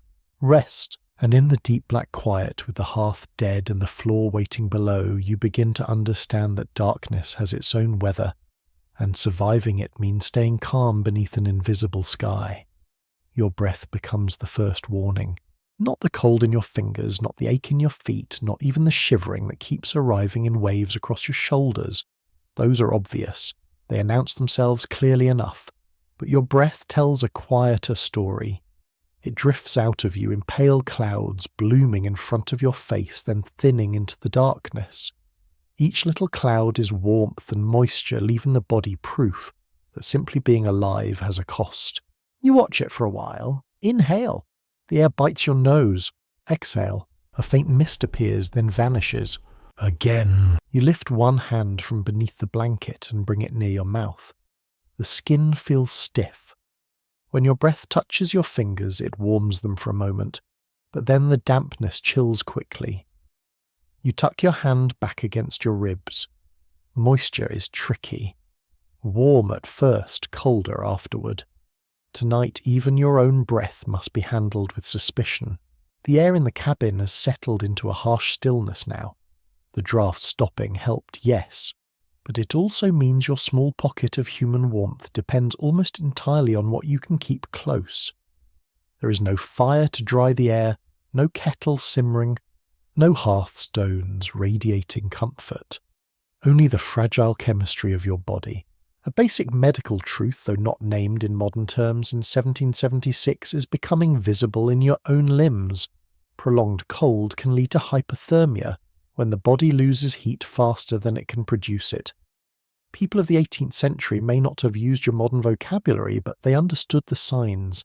Violent shivering, clumsy hands, confusion, pale skin, dangerous sleepiness. They knew cold could take a person quietly. You flex your fingers, one at a time. Thumb, forefinger, middle finger, ring finger, little finger. They respond but slowly. You do it again. Better. Then your toes. That is harder. They feel distant, as if they belong to someone lying beside you rather than to you. You curl them inside your footwear, then spread them as much as you can. A dull ache answers. Ache is good. Ache means feeling remains. Numbness would be worse. You shift your legs slightly and bring your knees closer to your chest. The movement rustles the straw and pulls the wool tighter around your shoulders. The bed creaks beneath you. You pause, listening to the frame settle, then breathe again. Your shivering grows stronger for a few moments. It is not graceful. It is not cinematic. It is simply your muscles contracting again and again, making heat through effort. It feels like being shaken from the inside by a very determined little committee. You let it happen, but you also take note. If the shivering stops while you're still cold, that will not be comfort. That will be danger. The body does not always go quiet because it has won. Sometimes it goes quiet because it is losing. A peculiar old remedy, sometimes recommended for cold or faintness, involved rubbing the body briskly with cloth snow spirits or hands to restore circulation. Some versions were useful in spirit, some less so in practice. Rubbing frozen skin too harshly can harm it, and snow as a warming tool is, let us say, a bold misunderstanding with excellent public relations. Still, the instinct behind such efforts was clear. Keep blood moving. Keep sensation present. Keep the person from slipping away. You rub your arms gently through the wool. Not hard. Just enough. Then your thighs, your hands, your chest. You do not expose skin if you can avoid it. Every opening in the blanket lets cold air rush in, and the little warmth inside your layers takes time to rebuild. You check your mind next. That may seem odd, but the mind is a body part too in its own demanding way. You ask yourself simple questions. Where are you in the cabin? What year is it? 1776. What do you have? Wool straw bread, pork water sealed, cracks no fire. What comes next? Stay awake enough. Move sometimes. Drink carefully. Eat later. Listen but do not panic. The answers come clearly. Good. Confusion would be a warning. If the room began to feel warm when you knew it was not, that would be a warning. If you suddenly wanted to remove clothing, that would be more than foolish. In severe cold exposure, people can make terrible decisions as judgment fails. The body does not politely send a letter explaining that reason is closing early tonight. It simply dims the lamps. You take another breath and feel the cold deep in your chest. Not pain exactly, but a rawness. The air is dry enough to scratch the throat. You pull the blanket higher, careful not to cover your mouth completely. Breathing into the blanket might feel warmer at first, but it can dampen the fabric near your face. Damp wool and linen become cold companions.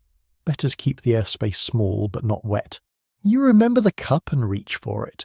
The rim is icy again. You tilt it and feel the surface resist a thin film forming. You break it gently with a finger, then regret touching the water. The cold stings sharply. You wipe your finger on the blanket, then bring it beneath your arm. You take one small sip, enough to ease the throat, not enough to chill the belly much. The discussion among historians of medicine remains lively over how ordinary people interpreted the body's cold weather distress before modern clinical language. Some describe chills through ideas of humours, vapours, vital heat, or circulation. Others simply wrote of being frozen, benumbed, perished with cold, or unable to stir. Different words, same hard reality. The body protest in any century. You set the cup down. Then you listen to your heartbeat. It is not something you hear directly, but you feel it where your hand rests against your chest. Faster than calm, slower than panic. Still steady, still yours. You breathe with it, allowing your attention to settle on that rhythm. Outside, the world remains sealed in dark snow. Inside, frost begins to gather at the shutter edge.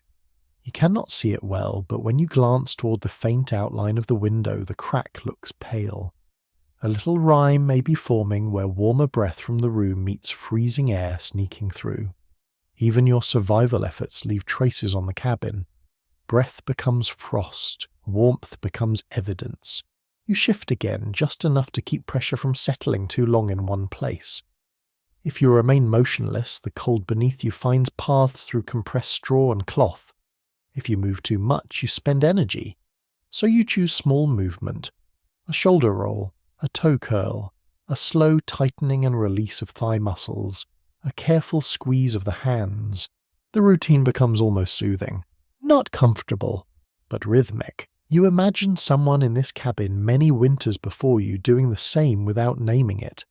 Flexing fingers, tucking cloth around ankles, listening for children breathing under blankets, checking an old person near the hearth, rising to stir coals, breaking ice in a bucket. The details change, but the body remains recognizable across time. Cold makes historians of everyone. It teaches you how fragile ordinary life is and how much hidden knowledge lives in small gestures. You take one more bite of bread. Tiny, slow. Your jaw is stiff and chewing feels strangely loud. The bread softens gradually. You swallow. Then you tuck both hands tightly beneath the blanket. Palms against your ribs, fingers curled into the warmth of your own body. Your shivering eases, then returns, then eases again. You keep watching for the signs. Too much clumsiness. Too much sleepiness. Thoughts slipping out of order. A sudden calm that feels too sweet. For now you're still here. Cold, yes. Tired, yes. But aware. Counting breath. Moving fingers. Guarding heat. Reading the body as carefully as you read the room. The night has entered a deeper stage now. The kind of cold that does not shout but studies you. It waits to see what you forget, so you forget nothing. Not the cup, not the food, not the floor, not the shivering, not the dangerous comfort of closing your eyes too long. You stay with your breath as it blooms and fades, each pale cloud a reminder that warmth is leaving, but also that life is still moving through you. The first sound comes from inside the wall, a soft scratch, then another. You go very still beneath the blanket, eyes open in the dark breath held in your chest, until you remember that holding breath is not a survival strategy. You let it out slowly. The sound repeats faint and quick somewhere near the shelf. Not outside, not at the door, inside. A mouse most likely. That should be reassuring. It is not. A mouse is small, a mouse is common. A mouse is also proof that you're not the only warm-blooded creature negotiating with this cabin. You listen again. Tiny claws move behind a log seam or beneath a loose board. The scratching pauses, then resumes with busy confidence, as though the mouse has work to do and does not appreciate your dramatic atmosphere. You almost envy it. It knows the cabin better than you do. Small animals were ordinary companions in 18th century homes, especially in rural settings, where stored grain, straw bedding, crumbs, and gaps in construction made shelter attractive to rodents. People trapped them, tolerated them, complained about them, and lost food to them. The presence of mice in a cabin like this would not be surprising. It would be Tuesday if mice respected calendars. You keep listening. The mouse continues for a moment, then falls silent. Beyond the walls, another sound arrives, a faint shifting in the snow. Then a muffled thump, perhaps snow sliding from a branch. You turn your head toward the door. The stool remains braced there, invisible but remembered. The cloth at the threshold should still be packed tight. You wait. Nothing. Then very far away a low sound moves through the trees. Not close, not loud, but long enough to raise the hair at the back of your neck. A wolf, maybe, or a dog, or wind passing through frozen branches in a way your tired mind has decided to dislike. In 1776, wolves still lived across much of eastern North America, though their numbers and pressure varied by region. They were feared by settlers, hunted for bounties in many colonies, and folded into stories as symbols of wilderness danger. Actual attacks on healthy adults were rare compared with the fear they inspired, but livestock losses and nighttime calls made them feel very present. Fear does not require statistics to do its work. You lie very still. A sensible part of you says the cabin walls are enough against animals. A less sensible part imagines yellow eyes at the shutter crack because the mind enjoys wasting energy on illustrations. You pull the blanket closer. The smell of wool rises around you, smoky and animal itself. That is oddly grounding. Sheep, mice, wolves, humans. The night is full of bodies trying to remain bodies until morning. You are simply one of them, though perhaps the only one currently reviewing 18th century household construction while trembling under a blanket. Another faint sound comes from the roof. A scurry. Then a pause. Possibly a squirrel in the rafters, or a rat, or ice shifting. The cabin is not sealed well enough to keep out everything. You already know that. You've met the drafts personally. A small creature could have found a place under the eaves, nesting in old thatch bark or roof space. It may have been here long before you arrived, storing whatever small creatures store when winter tells them to become accountants. You listen to it move, a tiny body above you, then silence. There is an old belief found in different rural traditions that animals could sense changes in weather before humans could. Restless cattle, low-flying birds, mice entering houses, cats grooming behind the ear. All sorts of signs were read as warnings. Some observations had practical roots. Animals do react to pressure, cold, and food scarcity. Other signs became folk weather reports with pause. Tonight, if the mouse is giving you a forecast, it seems to be saying still cold, regrettably. You shift your feet inside the blanket. The cloth around your ankles is loosened. You tighten it with slow fingers. The act helps calm you. Tasks are better than staring into dark corners and hosting imaginary wolves. Then you hear something deeper, a dull movement outside nearer than the distant call. It comes from the side wall where snow drifted higher. A scrape, then a soft collapse. Your mind leaps at once. Animal, person, door, danger. You breathe. Listen. A second sound follows softer. Snow settling. That is all. Snow sliding from the roof edge or drift face. The cabin itself has shed a little weight. No beast, no stranger, no midnight visitor politely asking to borrow fire, which would be awkward because you have none and would have to offer stale bread instead. You let your shoulders drop. Fear tightens muscles. Tight muscles waste heat. You remind yourself of that as if speaking to a nervous child. Not every noise needs a story. Not every story needs a monster. Still, the animals outside matter. A horse or cow, if sheltered nearby, could mean a barn. A barn could mean hay warmer air, perhaps even another living body. But it could also mean distance in the dark unseen fences, deep snow, and a trip that may cost more warmth than it gives. Livestock in the 18th century were often precious property, and winter care required fodder shelter and daily attention. A household that abandoned a cabin might still leave signs of animals nearby. But you've heard no lowing, no stamping, no chain, no dull shift of a large body in a stall. Only small things, only the far night. Researchers who examine frontier life continue to disagree over how isolated many cabins truly were during wartime winters. Some settlements clustered along roads, rivers, and kin networks. Others sat at uncomfortable distances from neighbours, especially in backcountry regions. Popular imagination loves the lone cabin surrounded by wilderness, but records often reveal more complicated landscapes of farms, paths, seasonal camps, mills, and military movement. In the dark, however, complication becomes useless. If no one can hear you, you are alone enough. A scratch sounds again inside the wall. The mouse returns. You turn your head slowly toward the shelf. If it reaches the bread or pork, that becomes a real problem. You cannot afford to share much, even with a creature that probably has an excellent claim of prior residence. You reach for the food bundle and pull it closer, tucking it near your chest, but outside the deepest folds of the blanket. You do not want grease on the wool, yet you want the food protected. The mouse stops. Perhaps it senses you. Perhaps it has judged your provisions and found them heavily guarded. Good. You settle again. Your ears remain alert, catching every shift. The cabin sounds more alive now. Not human alive, but inhabited by pressure. Cold wood, straw, hidden paws, and distant creatures. This does not make it safer exactly, yet it makes it less empty.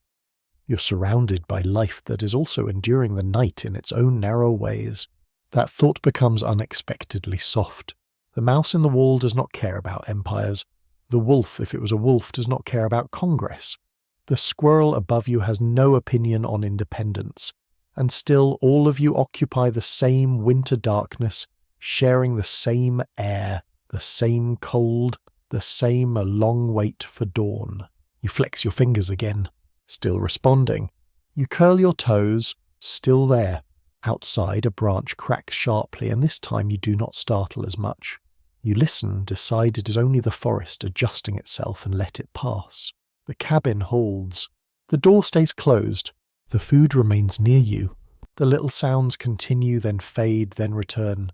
A scratch, a creak, a soft fall of snow. Somewhere far off, another long note in the dark animal or wind, impossible to know. You lie still beneath wool and straw, not sleeping, not fully awake in the ordinary sense, but suspended in watchfulness. The night beyond the walls is crowded with unseen lives, and the lesson is simple enough. You do not need to master them. You only need to understand which sounds require action, and which sounds can be allowed to pass through the dark without carrying you with them. The urge to sleep arrives gently, which is exactly what makes it dangerous. It does not burst through the room like fear. It does not scrape at the wall like the mouse, or call from the trees like the uncertain animal beyond the cabin. It comes as softness, a loosening behind the eyes, a heaviness along the jaw, a quiet suggestion that perhaps you have done enough for now. You lie curled beneath the wool with your knees drawn in and your hands tucked close against your ribs. The small pocket of warmth you built has begun to feel familiar, not comfortable in the modern sense. No one is leaving a 5-star review for this bedding, but familiar, contained, less hostile than the air beyond the blanket. And because it is less hostile, your mind begins to drift. That is the trap. Cold sleep can feel merciful before it becomes fatal. The body, exhausted by shivering and stress, asks for rest with a sweetness that feels almost reasonable. Just close your eyes, it says. Just for a little while. You have sealed the gaps. You have eaten. You have drunk. You have listened. Surely a few minutes will not matter. A few minutes might matter very much. People in the 18th century understood even without modern medical terminology. that sleeping in severe cold could be deadly. Travellers, soldiers, and labourers warned one another against lying down too long in snow or bitter weather. The language might differ, but the lesson remained plain. Stay awake when cold becomes deep. Keep moving enough. Do not let weariness persuade you that danger has passed. You blink slowly, too slowly. You open your eyes wider and stare into the dark. There is nothing to see which is unhelpful. The cabin gives no bright object to focus on, no flame, no candle, no moonbeam through glass.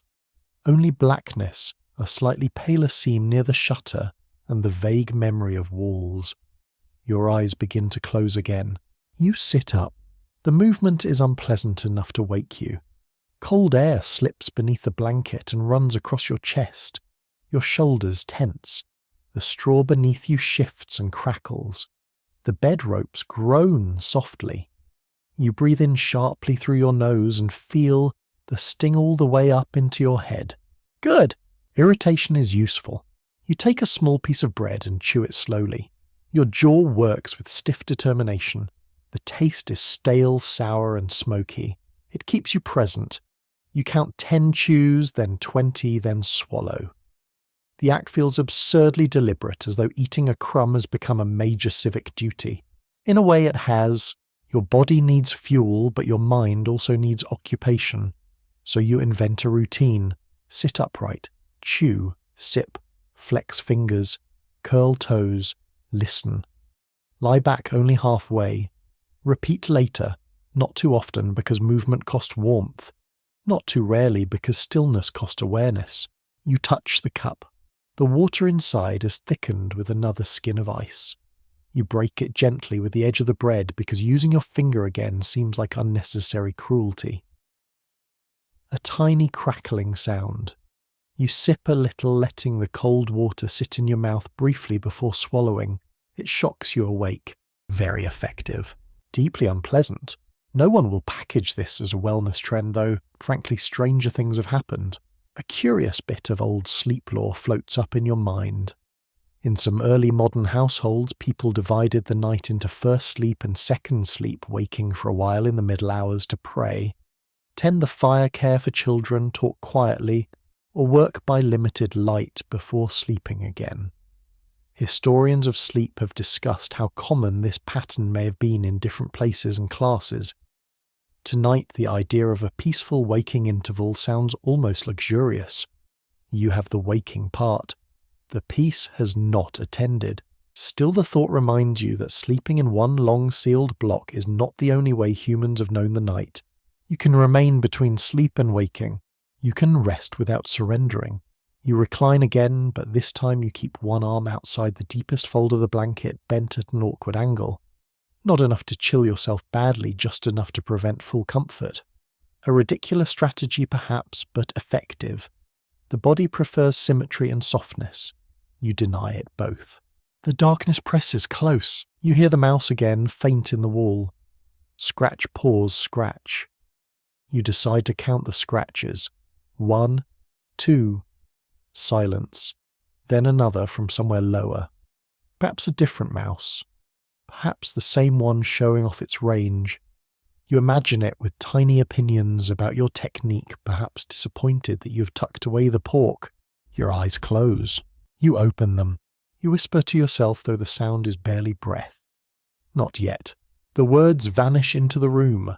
A lively disagreement remains among scholars about how people in earlier centuries balanced cold exhaustion and communal sleeping arrangements. Some records suggest shared beds and crowded rooms offered warmth and economy. Other evidence reminds us that privacy, status, illness, and household structure shaped who slept where. The cozy image of everyone bundled safely together can be too simple. Yet one thing is clear enough tonight. Another warm body beside you would change everything. But no one is here, so you must become your own companion. You speak again softly, not because speech is magic, but because it anchors thought. You name what you will do next. Stay awake, move fingers, save food, drink later, wait for grey light. The voice sounds strange in the cabin, as if it belongs to someone farther away. You do not like that. You speak once more a little firmer. Still here, that is better. Your shivering has become uneven. It comes strongly, then fades, then returns in little bursts. You pay attention. If it vanishes entirely while the cold remains, you will force more movement. For now it continues and you let it work. You sit up again after what feels like several minutes, though time has become slippery. You rub your arms through the blanket, you flex your hands. You press your feet together and shift them, warming one with the other as best you can. You breathe slowly, counting to 4 on the inhale, 4 on the exhale. Because numbers give the mind a fence to lean on. The temptation of sleep returns. It does not argue, it simply waits. That is what makes it so persuasive.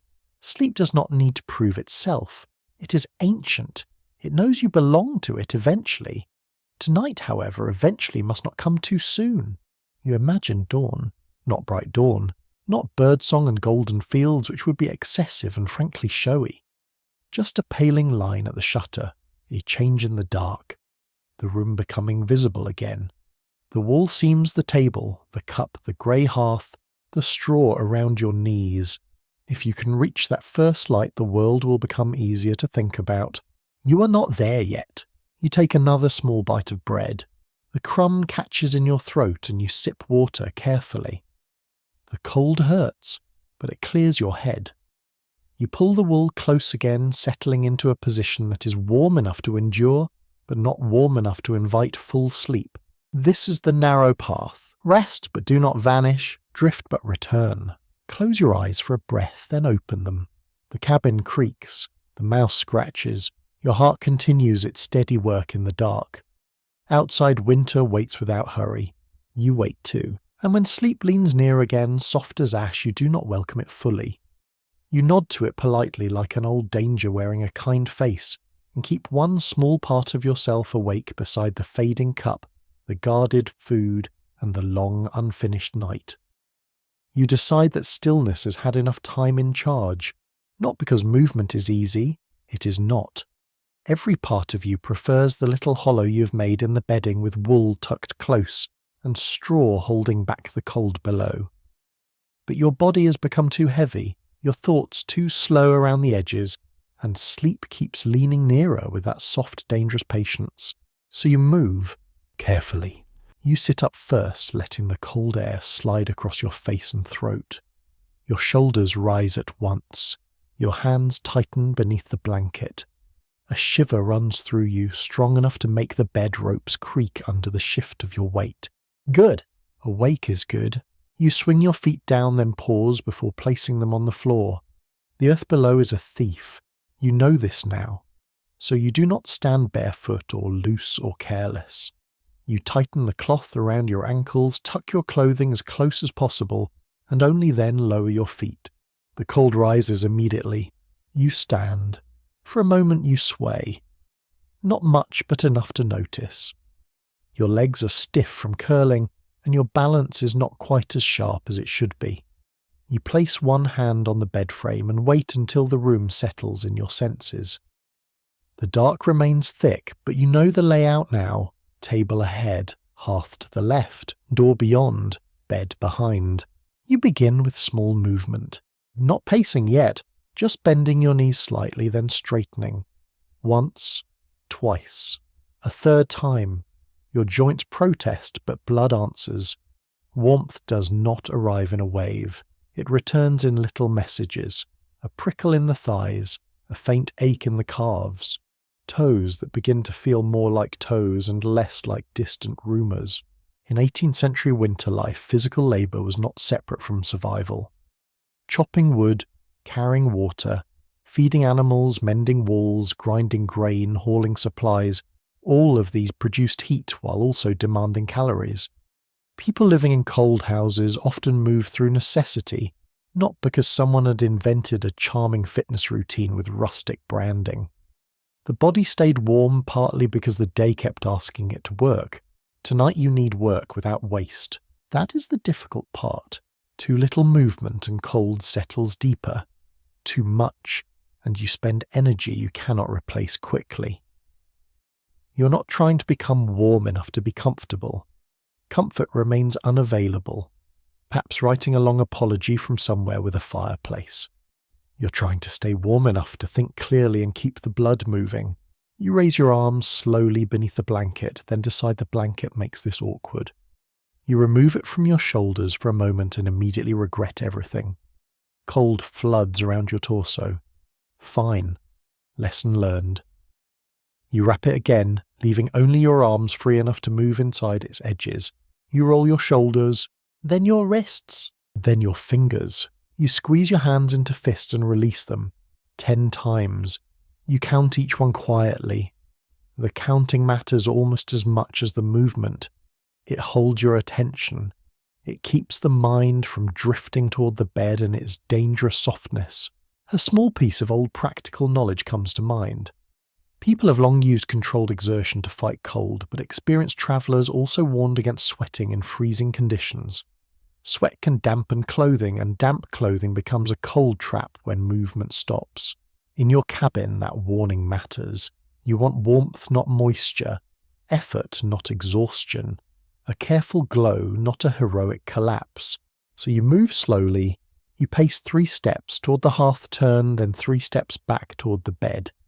The cabin is too small for anything grand. You repeat the route. The floor is uneven, and once your foot catches on a shallow dip, you steady yourself against the table. Your heart beats faster now, but not wildly. 3 steps, turn. 3 steps, turn. The ash smell strengthens near the hearth. The cold stone seems to breathe outward, though you know it is only your imagination giving character to temperature. You do not stand too close. The hearth offers no heat. It is only a landmark. You return toward the bed again and flex your toes inside your footwear.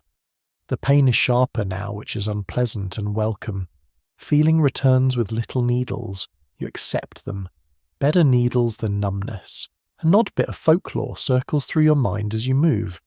In some places, people believed stamping the feet, clapping the hands, or even singing loudly could drive out cold or restore spirits. The physics of this is simple enough. Movement helps circulation. Singing changes breathing and mood. As for driving out cold like an unwelcome tenant, well, the cold has never respected eviction notices. Still, a quiet hum might help you stay awake. You try it. A low sound in your throat, barely more than vibration. It feels strange at first, then soothing. The hum warms your chest in the smallest possible way, not by heating the air, but by reminding you that your body still contains sound. You do not sing a tune. You simply hum through one breath, then another, letting the vibration settle behind the ribs. The cabin accepts it without comment. You continue pacing. After several rounds, you stop and check yourself. Are you sweating? No. Your skin remains cold, though slightly livelier. Are you dizzy a little, but it passes? Are your thoughts clearer? Yes. The heaviness behind your eyes has retreated a step. Good. You sit briefly on the bed, not lying down, and pull the blanket tight again. You allow the warmth generated by movement to collect under the wool. This is important. Movement without trapping the heat afterward wastes the effort. You've made a little heat. Now you keep it. You breathe slowly. The shivering eases. Not gone, but softer. A continuing discussion among historians of ordinary survival concerns how much resilience came from individual toughness, and how much came from routine knowledge built into daily life. It is tempting to praise toughness because it sounds noble, but routine may matter more. Knowing when to move, when to rest, how to layer, how to save food, how to read weather, how to patch a wall. These habits rarely appear in grand political histories, yet they kept people alive while famous men wrote letters with cold fingers. You smile faintly at that. History loves declarations. Winter loves socks. You stand again before sleep can reclaim the room. This time you add gentle crouches using the bed frame for balance. Down a little. Up, down, up. Your thighs warm faster than your hands. Large muscles make more heat, but they also burn more fuel. You stop before your breathing grows too heavy. Then arms again. Fingers, shoulders, toes. You're building a pattern that can carry you through the night. Rest until sleep becomes too sweet. Move until warmth returns. Wrap up before sweat forms. Eat a little if needed.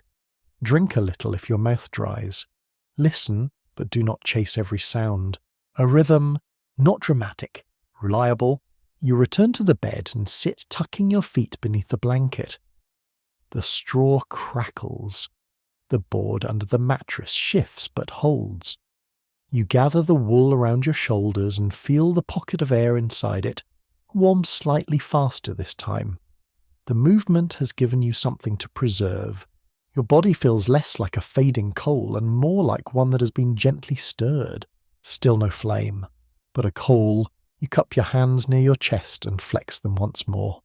Your fingers respond better now. Your toes ache, but ache is language. Your mind feels clearer, sharpened by the brief labour. Outside the dark remains unchanged. Inside you have changed the terms a little. The cold is still stronger than you. Of course it is. It fills the forest, the roof, the ground, the black air beyond the shutter. You cannot defeat that. But you can refuse to become still enough for it to take you easily. So you sit upright in the dark, breathing steadily, holding the warmth you have earned, ready to rise again when the heaviness returns. And for the first time in a while, the night feels not shorter, but more divided. That is something. A divided night can be crossed one piece at a time. You notice the war not by sound, but by absence. No distant carts creaking along a road. No voices passing between farms. No lantern light flickering through trees to suggest neighbours moving from one place to another. The world beyond the cabin feels thinner, as though something has drawn life away from it. You sit upright on the bed wrapped in wool, your breath steadying after the last round of movement. The warmth you created lingers faintly, held close like a secret. But your thoughts begin to stretch outward again beyond the walls, beyond the trees toward the year itself. 1776, it is not just a date, it is a condition. A quiet historical reality settles in the winter of the Revolutionary War brought disruption far beyond battlefields.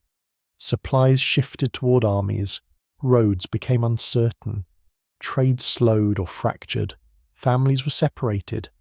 Some homes stood empty not because they were abandoned forever, but because their occupants had been pulled elsewhere by duty, fear, or necessity. You glance around the cabin, the scattered ash, the missing fuel, the thin supplies. This place may not have failed on its own. It may have been left. That thought changes the room slightly. Not warmer, not safer, but more human. Someone stood where you stand. Someone decided to go, perhaps expecting to return quickly, perhaps expecting help, perhaps expecting nothing at all. You imagine a hurried departure, a half-banked fire left too thin, a woodpile meant to be replenished later, a door closed with intention, not finality.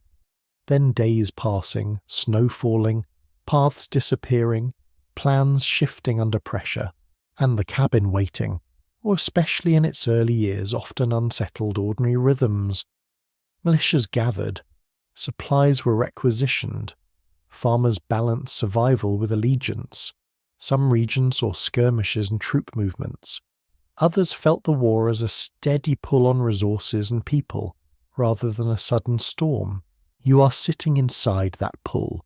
The absence of neighbours tonight may not be natural. It may be historical.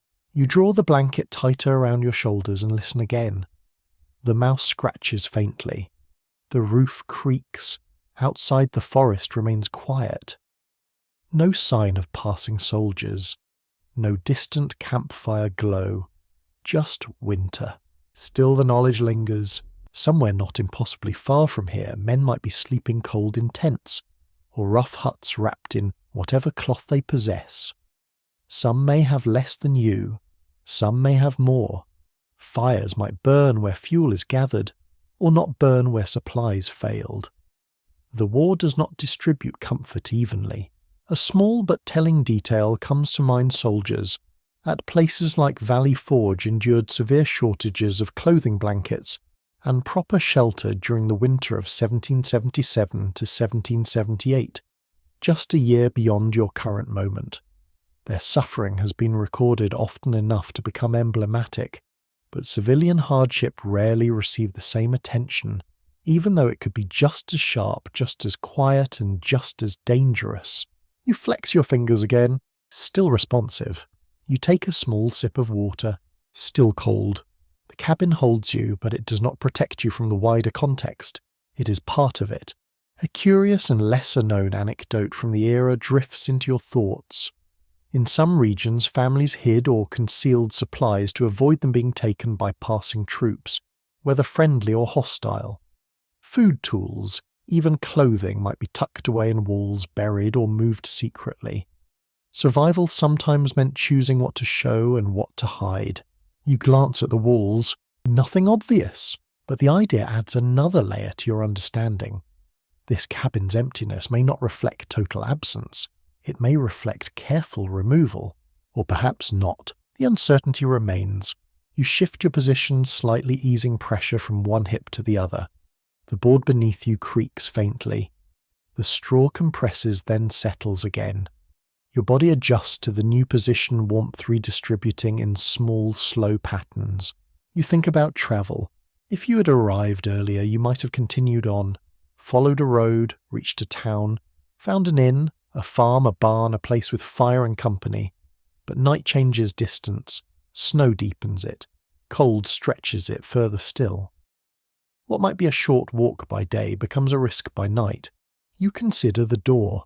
You could leave, step into the snow, search for light, listen for voices. But each step outside would cost heat rapidly. The wind, even if gentle, would strip warmth faster than the still air inside. Your clothing, though helpful, is not built for wandering in deep winter darkness without destination. You stay. The cabin is flawed, but it is something. A continuing scholarly discussion considers how civilians navigated loyalty, survival, and daily life during wartime winters. Some aligned strongly with one side or the other. Others focused on immediate needs, shifting decisions based on safety, proximity, and necessity. The idea of a unified experience dissolves under closer examination. Each household faced its own version of the season. Tonight your version is simple. Stay alive until morning. You lean back slightly, not lying down, but allowing your spine to rest against the bed frame. The wood is cold, but less so than the wall. You keep the blanket wrapped tightly, sealing the small pocket of air around you. Your breathing slows. Your thoughts drift again, but not toward sleep this time, toward images. A road half buried in snow, a wagon stuck in a drift, a farm with smoke rising steadily from its chimney, a group of soldiers huddled around a fire boot, steaming hands extended, a woman closing shutters against the night, a child curled under blankets listening to the wind. These are not your memories, but they feel close enough. History is not only events, it is conditions. Cold hunger, distance, uncertainty. The quiet things that shape decisions long before anyone writes them down. You return your attention to the cabin, to the present. Your fingers, your toes, your breath. You flex them again, maintaining the rhythm you have built. Movement, rest, awareness. The cycle continues. It is not dramatic. It is not heroic in the way stories often prefer, but it is effective. The night has not lessened, but you have adapted to it. That is the difference. You reach for the bread again and take a small bite. It softens slowly. You chew, swallow, and feel the faint reassurance settle inside you. Not warmth exactly, but support. Your body continues its quiet work. Outside, the world remains unchanged. Inside, you hold your small territory of survival shaped by cloth straw movement and attention. And somewhere beyond the trees, beyond the unseen roads and silent fields, the larger world of 1776 continues to shift, unaware of your presence yet connected to it in ways you can feel but not fully trace. You sit in the dark, steady, watchful, holding on. Dawn begins as an idea long before it becomes light. You cannot see it yet. The shutter remains black, the walls remain black, the hearth remains that deeper patch of black where fire ought to live and does not. But somewhere beyond the trees, beyond the snow pressed against the cabin, the earth has turned a little farther toward morning. You cannot prove it. You can only believe it because nights, even the cruel ones, do eventually run out of darkness. That thought helps. Not much, but enough to hold. You sit wrapped in wool with the blanket drawn tight around your shoulders and tucked beneath your knees. The food rests near your side. The cup sits within reach, its water crusting over again. The bed beneath you has become a familiar landscape of boards, straw-folded cloth, corn husks and small irritations. Your body knows every ridge now. Every lump has introduced itself. Some have become enemies. A few have become allies. Your limbs ache, not sharply. Sharp pain would at least have the courtesy to demand attention. This is duller wider, as though the cold has filled the spaces between muscle and bone. Your shoulders are sore from hunching. Your jaw feels tight from clenching. Your feet ache inside their coverings, not numb now, but tender, like they have been warned by the night and are still considering their response. You flex your toes. They answer. Good. You flex your fingers. They answer too, though slowly. A solid piece of historical context belongs beside you here, before widespread affordable clocks. Many rural people measured nighttime by natural signs, household tasks, prayer habits, animal behaviour, and the changing quality of darkness. Dawn was not a number on a screen. It was a gradual permission to move work travel and see danger clearly again. You would like that permission, very much. You lean toward the shutter, searching for any change. Nothing yet. Perhaps the crack near the edge is a shade less black, or perhaps your eyes are inventing mercy. You cannot tell. You settle back and listen. The cabin is quieter now. The mouse has stopped scratching, or perhaps you have stopped noticing. The roof no longer shifts as often. Even your breath seems slower. This is the hour when the world feels suspended, when night has grown old, but refuses to leave the room. The cold has changed too. Earlier it felt active. It entered through gaps, stroked your ankles, bit your fingers, pressed through the floor.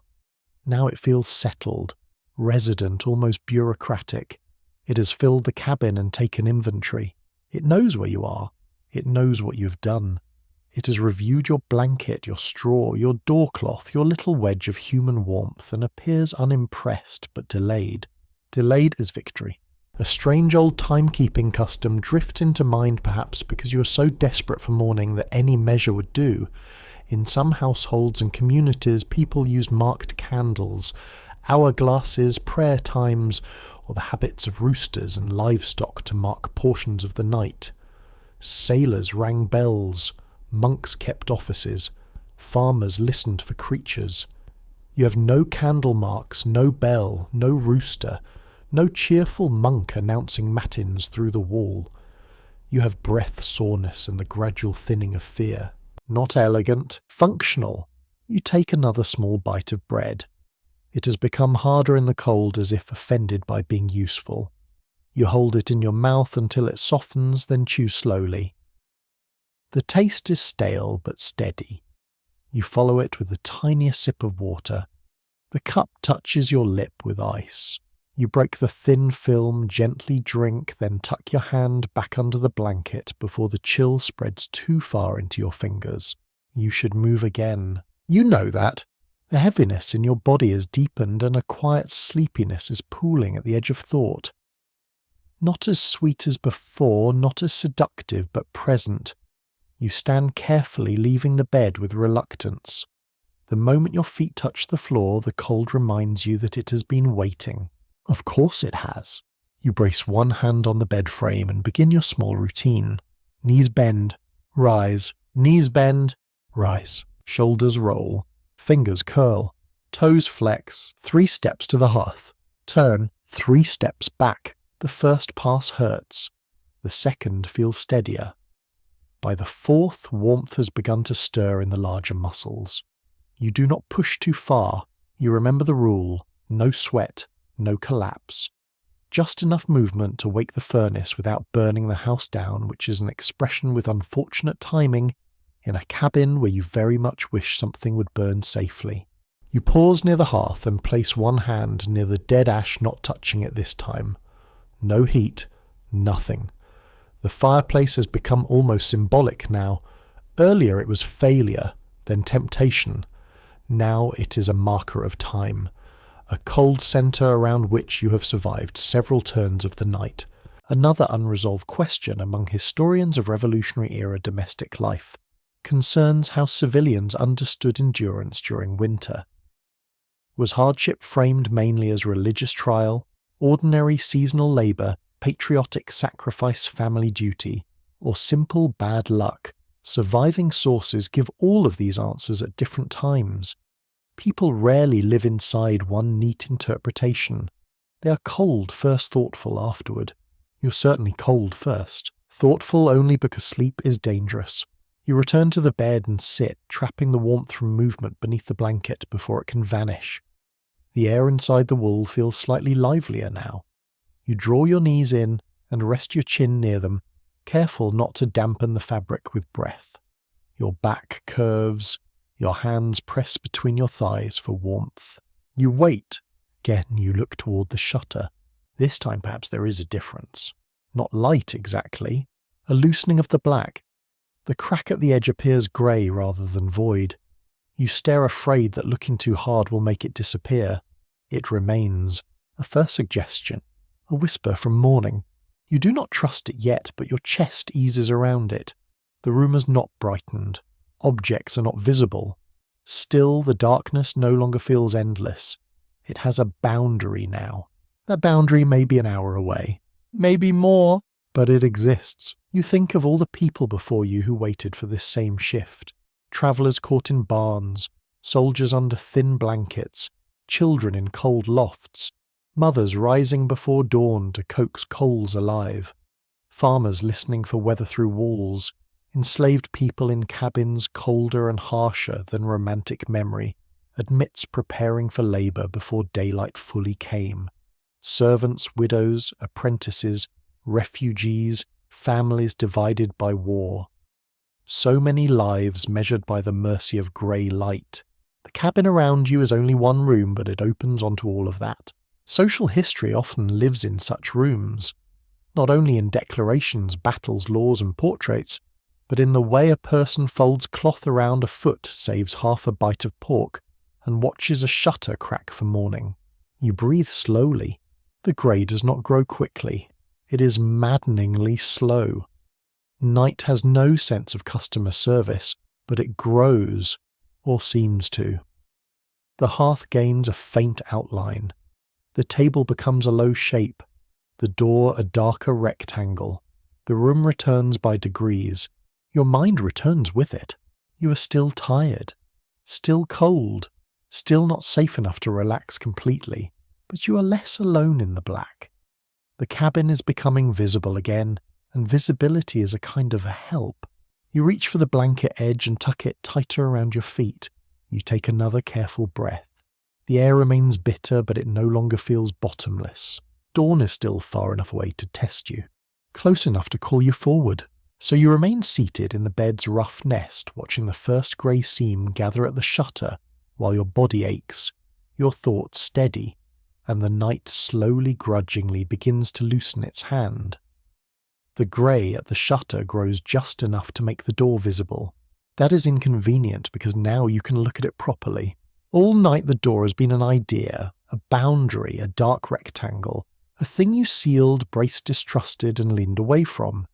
Now in the faint early light it becomes a choice. Stay inside, go outside. Neither option smiles at you. You sit in the bed's rough hollow blanket wrapped around you and study the door with tired seriousness. The cloth you wedged along the edge has sagged slightly, but much of it still holds. The stool lies across the threshold, awkward and faithful. Straw remains packed below, though some of it is scattered. The door has done enough, not perfectly, but enough. Outside may be worse. Outside may also be where help is. That is the cruel little equation. You flex your fingers, then your toes. They answer, though not happily. Your body is cold, sore and thin on energy. You have eaten a little bread and pork. You have drunk some water. You have moved enough to keep thought alive.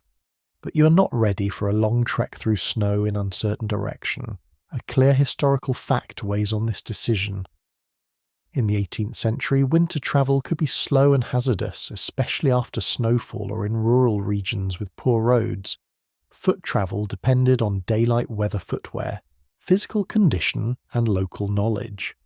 A mile could be simple in fair weather and dangerous in deep snow. You do not know the road.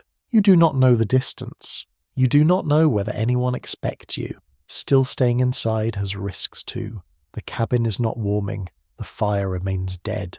Your food and water are limited. If daylight reveals a nearby woodpile barn road, or smoke from another dwelling going out may save you. If daylight reveals only forest drifting snow, and silent staying may be wiser until the sun climbs higher. You need information. Not adventure, not bravery, information. You rise carefully from the bed, wrapping the blanket around your shoulders like a cloak. Your legs complain with every movement. The floor is brutally cold, though after a night of practice the shock is less surprising. You step toward the shutter first rather than the door. Looking is cheaper than leaving. The shutter cloth you hung across the gap still blocks much of the view. You lift one corner. Grey light enters. The outside world appears in narrow pieces. Snow. Trees. The edge of the clearing. No visible smoke. No lantern. No person moving between trunks. The sky is pale but not bright.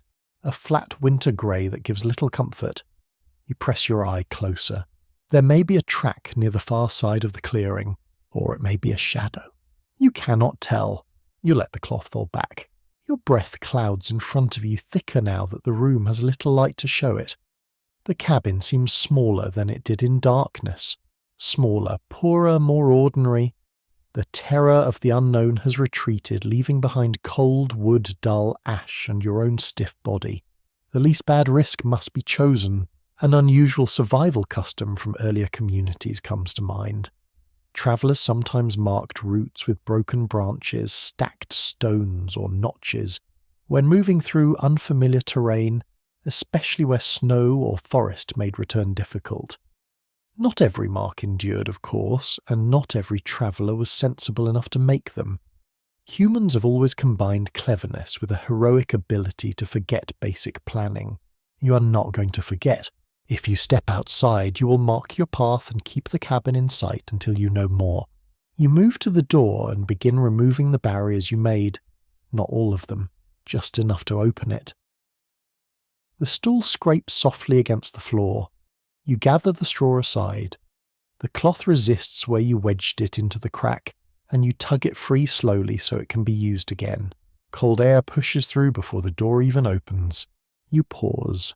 That little stream tells you what waits outside, large or cold, moving cold, cold with room to run. You pull the blanket tighter around your chest and lift the latch. The door opens inward with a tired creak. Morning air enters like a firm hand. It cuts across your face and down your throat. The cabin's cold was deep but still. Outside, cold is alive. It slides beneath the blanket around your ankles into every careless opening in your clothes. You take one breath and immediately understand that leaving without purpose would be foolish.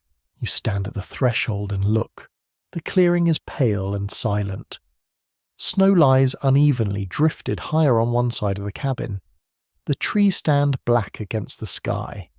To your right, near the wall, snow has fallen from the roof in a soft mound. That was one of the sounds in the night. Not a beast, not a visitor. Just gravity keeping its appointment. You scan the ground. There are tracks, small ones near the wall. Mouse or squirrel, perhaps.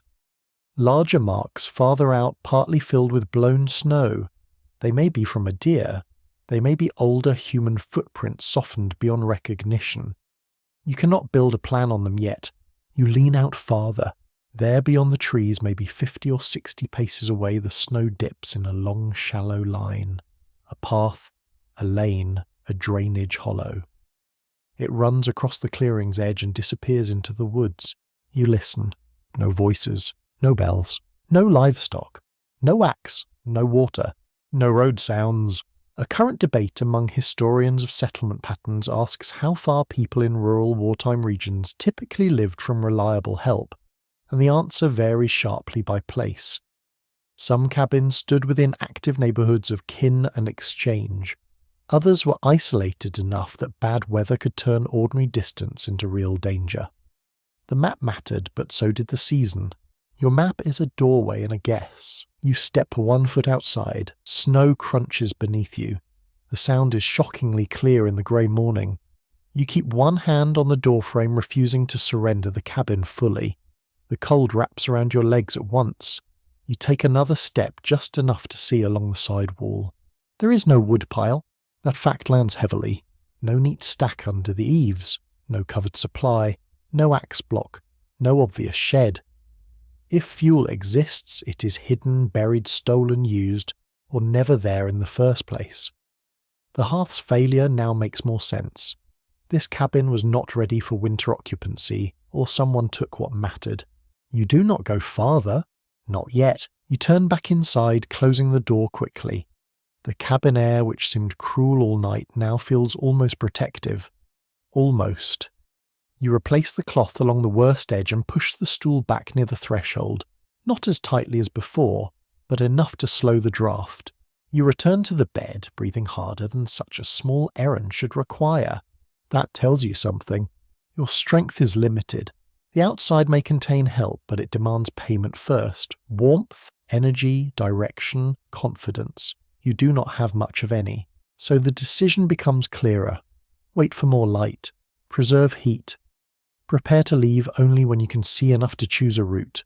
Use the cabin until it stops helping. Do not let fear push you outside early. Do not let comfort trap you inside too long. You take a small bite of pork, now then bread. The salt wakes your mouth. You sip water, breaking the ice again. Your hands shake, but less from panic than from cold and effort. You tuck them under the blanket afterward and breathe until your chest settles. The door remains visible. The choice remains. But it is no longer a vague dread. It has shape. At first light you tested the outside. You learned there is no easy fuel. You saw a possible path. You confirmed the cold beyond the wall is harsher than the cold within it. You gained information and paid for it. That is how survival often works. Not with certainty, with slightly better guesses. You sit facing the door as morning slowly strengthens, ready to decide again when the room grows brighter, when the trees become clearer, when the possible path reveals whether it is road hollow or wishful thinking. For now the least bad risk is patience, not sleep, not delay forever. Patience with purpose. You gather the blanket round your knees, watch the grey light thicken along the floor, and prepare yourself for the next choice the morning will ask. Morning does not rescue you all at once. It only lends you enough light to see what the night has been teaching. You sit on the edge of the bed wrapped in the wool blanket, looking round the room with eyes that feel grainy and old. The cabin is no longer a black mystery. It is visible again, which makes it both less frightening and more honest. The table is rougher than memory made it. The hearth is colder than hope allowed. The door is crooked. The wall patches are ugly, but they held. The bed is a chaos of straw cloth, board husk, and human stubbornness. You look at those repairs with a tired kind of respect. They are not beautiful. They are why you are still thinking. The night has taught you the central lesson of a cabin like this. Survival is not one skill. It is a chain. A good wall matters, but only if clothing is dry. Clothing matters, but only if food gives the body fuel. Food matters, but only if water remains available. Water matters, but only if you can drink without chilling yourself into deeper trouble. A bed matters, but only if it lifts you from the frozen floor. And all of it matters less if judgment fails. Nothing stands alone. A common truth of 18th century rural life becomes clear in the plain morning light. Households survived winter through preparation done long before the storm. Fuel cut and stacked food, preserved bedding, maintained gaps, sealed tools, kept ready, neighbours, known animals, fed water, managed. Winter survival began in autumn, sometimes even in summer when wood was split and harvest was stored. You arrived after all that should have been done. That is why the cabin felt so unforgiving. Not because people of 1776 were careless. Many were extremely practical, because impractical people have a way of becoming cautionary tales. The problem is that you came into a shelter without its system.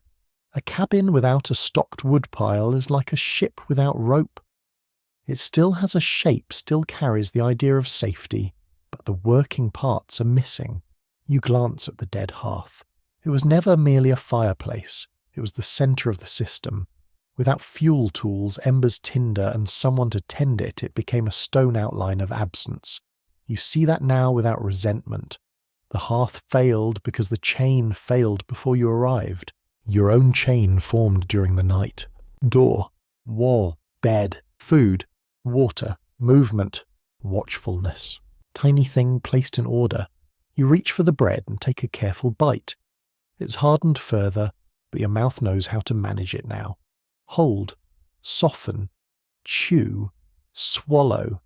The action is slow and strangely dignified, like a ritual nobody would choose, but anyone might understand. A curious piece of domestic history comes to mind, almost amusing in the grey light. Many households reused every scrap of textile until it was barely recognisable. A garment could become a patch, then a rag, then stuffing, then tinder, then lash. Cloth lived several lives before it disappeared. The torn bag you used in the door fits perfectly into that world. It has had a demanding night and frankly, it deserves a retirement plan. You look toward the threshold. The cloth stuffed there has darkened with dirt and cold moisture, but it slowed the air. The straw beneath the door scattered, but it helped. The stool tipped against the frame gave pressure where the latch could not. None of it was elegant. All of it mattered. You rise slowly, not yet ready to leave, but ready to examine the room with purpose. Your legs feel weak, though, less uncertain than before. The cold still surrounds you, yet daylight makes movement easier to judge. You cross to the wall, where you packed clay into the gap. The plug is cracked around the edges, but it remains in place. Straw fibres poke from the surface like pale whiskers. You press it gently, still holding.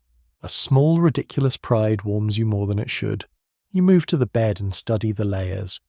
The board you placed under the mattress has shifted, but it kept your hips and back farther from the cold below. Corn husks, cloth scraps, straw-folded blanket. A poor shelter within a poor shelter. You understand now why people kept old sacks spare, ticking, worn covers and dried bedding materials. Not because they loved clutter. Though the past did produce its share of mysterious piles, they kept them because the margin between discomfort and danger could be a few inches of dry fibre. A current line of discussion among social historians asks whether modern portrayals of early American cabins make hardship seem too romantic or too miserable. Some accounts turn them into cosy rustic retreats. Others make them sound like wooden punishment boxes. The truth depends on season, wealth, region, labour, family support and luck. A well-supplied cabin with a good fire could be warm enough at its centre. This neglected one on a freezing night without heat nearly became a trap. You return to the bed and sit again, conserving energy. The cabin's last lessons arrive quietly. First walls are not warmth, they're only the beginning. Second comfort is not the same as survival. You were uncomfortable the entire night, yet your discomfort helped keep you alert. Third, loneliness is a risk. Not just emotionally, though yes, the dark did become very dramatic. Practically too. A neighbour with embers, a second body for warmth, a voice to keep you awake, someone to fetch fuel at dawn, any of these could change the outcome. Fourth, luck is not shameful. You found bread. You found pork. You found water. You found wool. You found a bed frame that held. You found enough material to stop the worst drafts. Without any one of these, the night would have become harder. You did not defeat winter by strength alone. You negotiated with it using leftovers. That may be the most honest lesson of all. People in the past were not magical beings immune to cold. They were not tougher in the way legends like to pretend, as if their bones came with extra settings. They suffered. They froze. They endured. They prepared because they had to. And when preparation failed, they improvised with whatever lay within reach. You look at your hands, grey with ash, smudged with clay, rough from straw, slow but working. These hands have become part of the cabin's record now, even if no one writes it down. A small, invisible history. the kind that never enters battle maps or famous speeches but still belongs to the year. You take one more sip of water, breaking the ice with the cup's rim this time. The cold still shocks you, but less sharply than before. Or perhaps you are simply accustomed to being offended. Outside, the morning grows clearer. The possible path near the trees waits. It may be road. It may be drainage. It may be nothing useful. Soon you will need to decide again. But before that, you gather the lessons of the room into something like order. If you survived, it was because you did not trust one solution. You layered. You delayed. You watched. You adapted. You accepted discomfort as useful information rather than a personal insult, though honestly it did feel a bit personal around the ankles. The cabin stands around you crude and silent, no longer an enemy, not quite a friend. More like a severe teacher. It has given you no warmth, but it has given you knowledge. How cold moves, how bodies answer, how small objects become important, how survival depends on preparation long before courage enters the room. You breathe in the ash-tinged air and let the lesson settle. Morning is coming, and you are still here to meet it. First light does not enter like a blessing.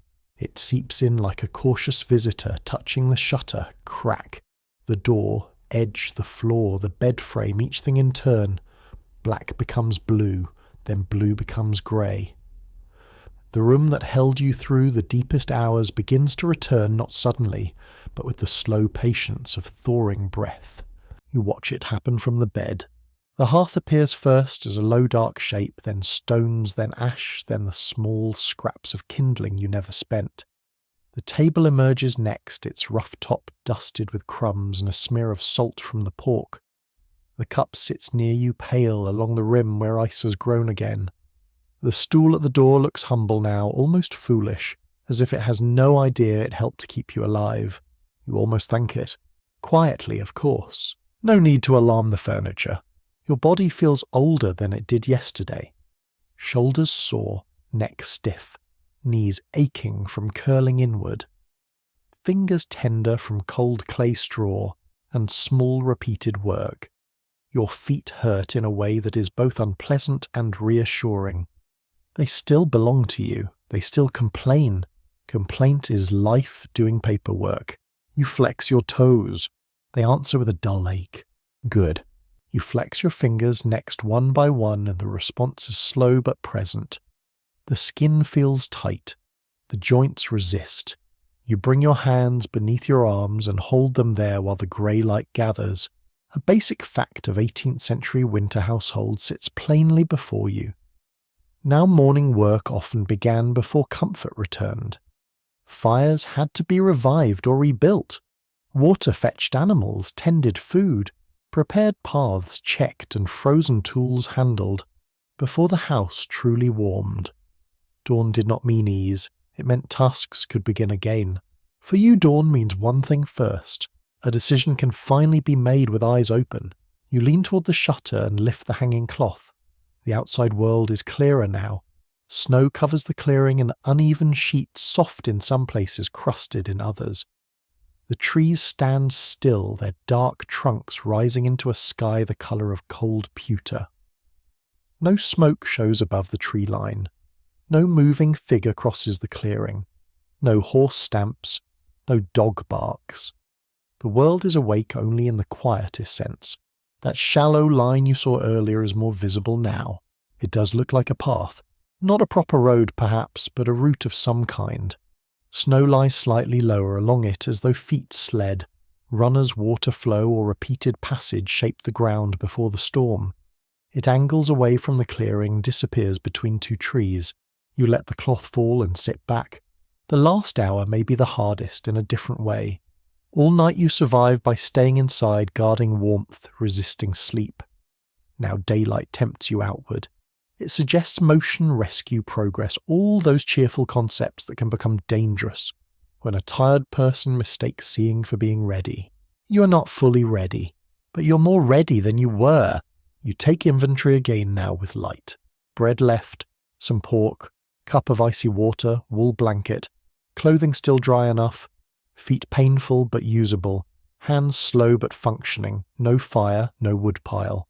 Cabin cold and getting no warmer. Possible path outside. Unknown distance to help. There it is. The balance has shifted. You cannot stay here indefinitely. The cabin saved you from the night, but it cannot feed or warm you through another. Its usefulness is thinning with the darkness. It gave you walls, a better place to think. Morning asks for movement. A lesser known but charmingly practical detail comes to mind. In snowy regions, people sometimes read the surface of snow for direction and activity, with remarkable skill noticing wind crust, drift shape, animal tracks, sled marks, and the way paths filled differently from untouched ground. Snow was not just weather, it was a record. A cold, temporary ledger written by feet, hooves, branches, and wind. You look again through the shutter. The path's edges are not crisp, but they are different from the open snow. That matters. Difference is information. You turn toward the bed and gather what you can carry without making yourself clumsy. Not much.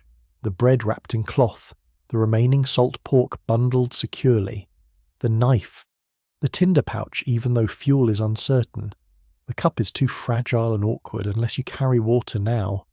You decide to drink what you can and leave the cracked cup behind. It belongs to the cabin. It has done its duty. You sip carefully. The water is bitterly cold. It stings your teeth and settles into your stomach like a small winter stone. You drink only enough to ease thirst, not enough to chill yourself further. Then you set the cup down on the table. Your hands move to the blanket. This is difficult. The wool has been your shelter within the shelter. You need it outside, but wearing it badly could tangle your legs or catch on branches.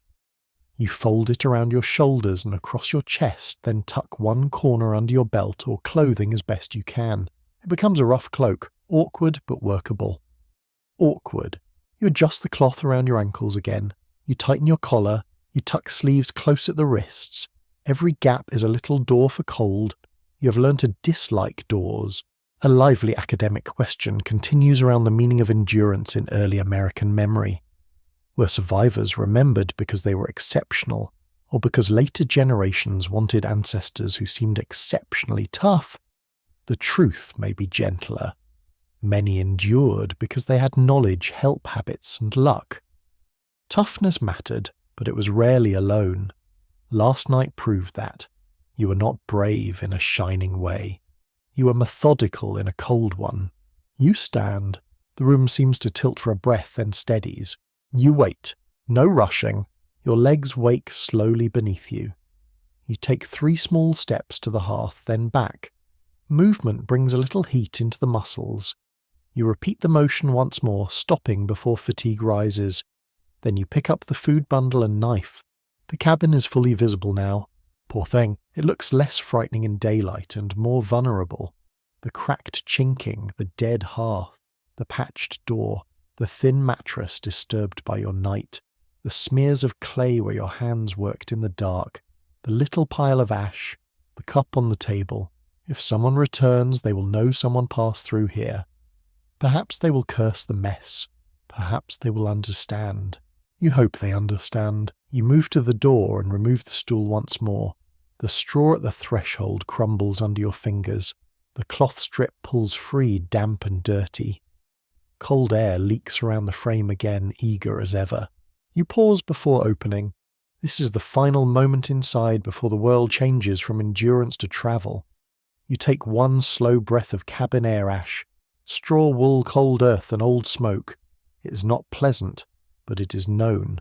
The outside is unknown. The latch lifts. The door opens. Grey morning pours in, not warm but clear. Snow reflects the light upward, making the world brighter than the cabin. You squint. The cold strikes your face at once sharper than inside, but daylight gives it shape. You can see where to place your feet.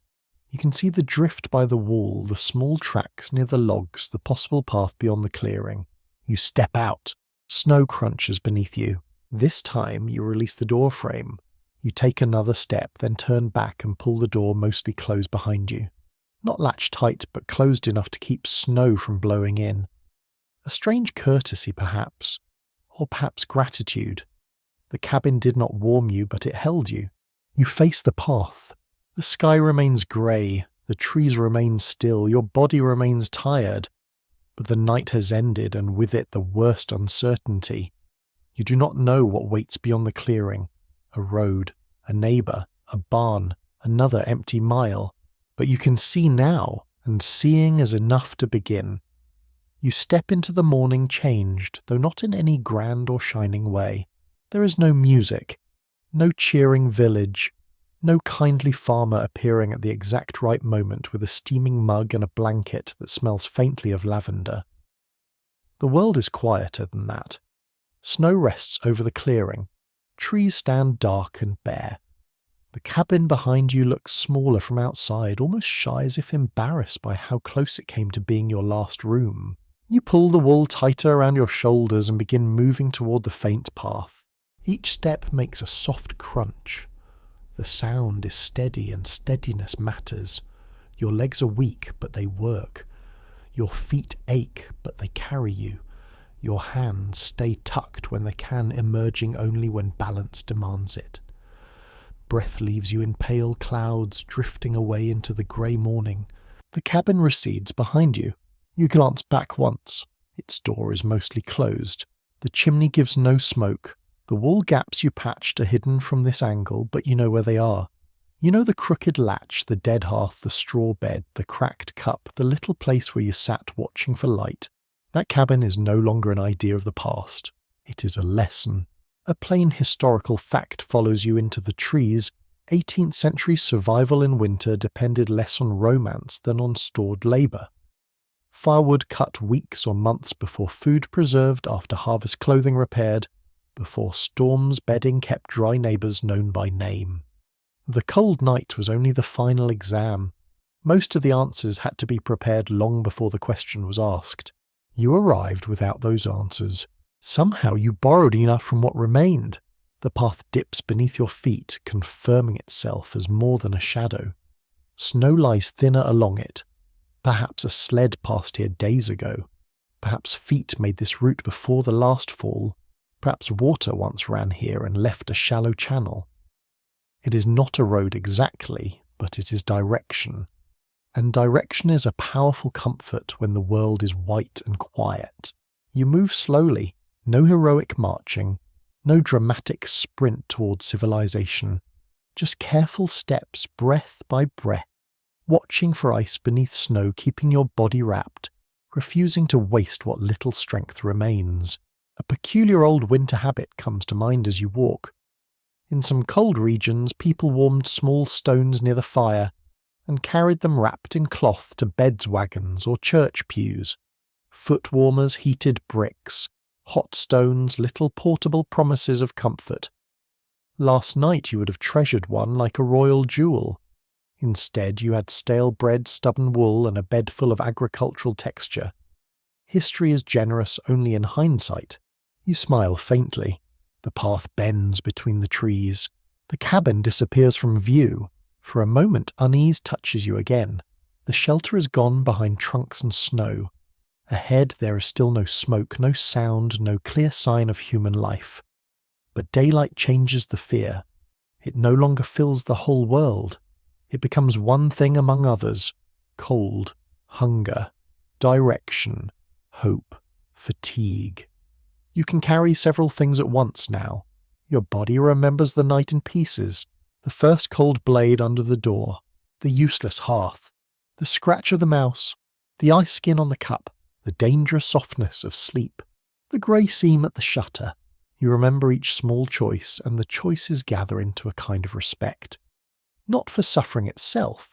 Suffering is not noble just because it is old, but respect for the people who lived with these margins every winter. Respect for the women who kept households alive through tasks so routine that history often forgot to admire them. Respect for children who learned cold before they learned comfort. Respect for elders who knew where draughts gathered and when to save the last coal. Respect for labour measured in woodpiles, patched stockings, salted meat and dry straw. A continuing question among historians of domestic life asks how much of early American endurance should be credited to individual grit and how much to community preparation and inherited knowledge. After one night, you know the answer cannot be simple. Grit helped. But grit without wool food, water, shelter, and luck would have become a very short story. You keep walking. The trees thin slightly.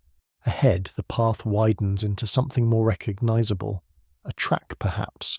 You see faint marks crossing it filled with new snow but still visible. Human passage, maybe. A sled runner. A cartwheel from before the freeze. You cannot be certain, but your chest loosens. You are not saved yet, but you are less lost. Behind you, the cabin remains in memory, and with it the truth that survival often looks unimpressive while it is happening. It looks like stuffing cloth into cracks, like chewing hard bread in the dark, like deciding not to sleep, like moving just enough and no more, like admitting that comfort is gone then continuing anyway. You pause at the wider track and listen. Far away, almost hidden beneath the morning stillness, you hear something. A dull sound, wood on wood perhaps. Then another, an axe, maybe, or a branch shifting. You do not know, but the possibility's enough to turn your feet. You follow the sound. The snow brightens as the sky lifts. The cold remains, but it has lost some of its authority. Daylight does not warm much yet, but it lets you choose. And choice after a night of endurance feels nearly luxurious. You breathe in. The air tastes clean now, though still faintly bitter with smoke or memory. Your shoulders ache beneath the blanket.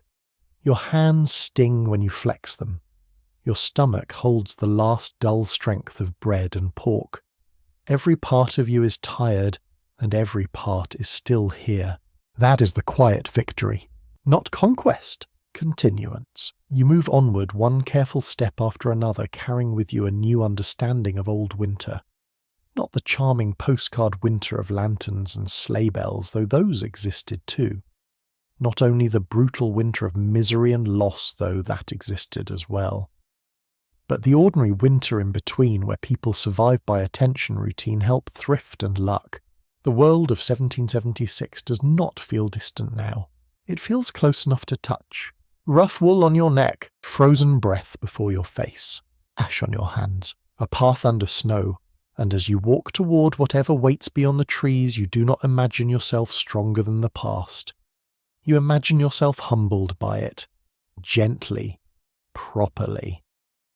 With just enough sarcasm left to admit that central heating is in fact one of humanity's better ideas. The sound ahead comes again, this time clearer. Wood splitting. You lift your head. Somewhere beyond the trees someone has firewood, and for the first time since the ash settled on your shoulders, warmth is no longer only a memory.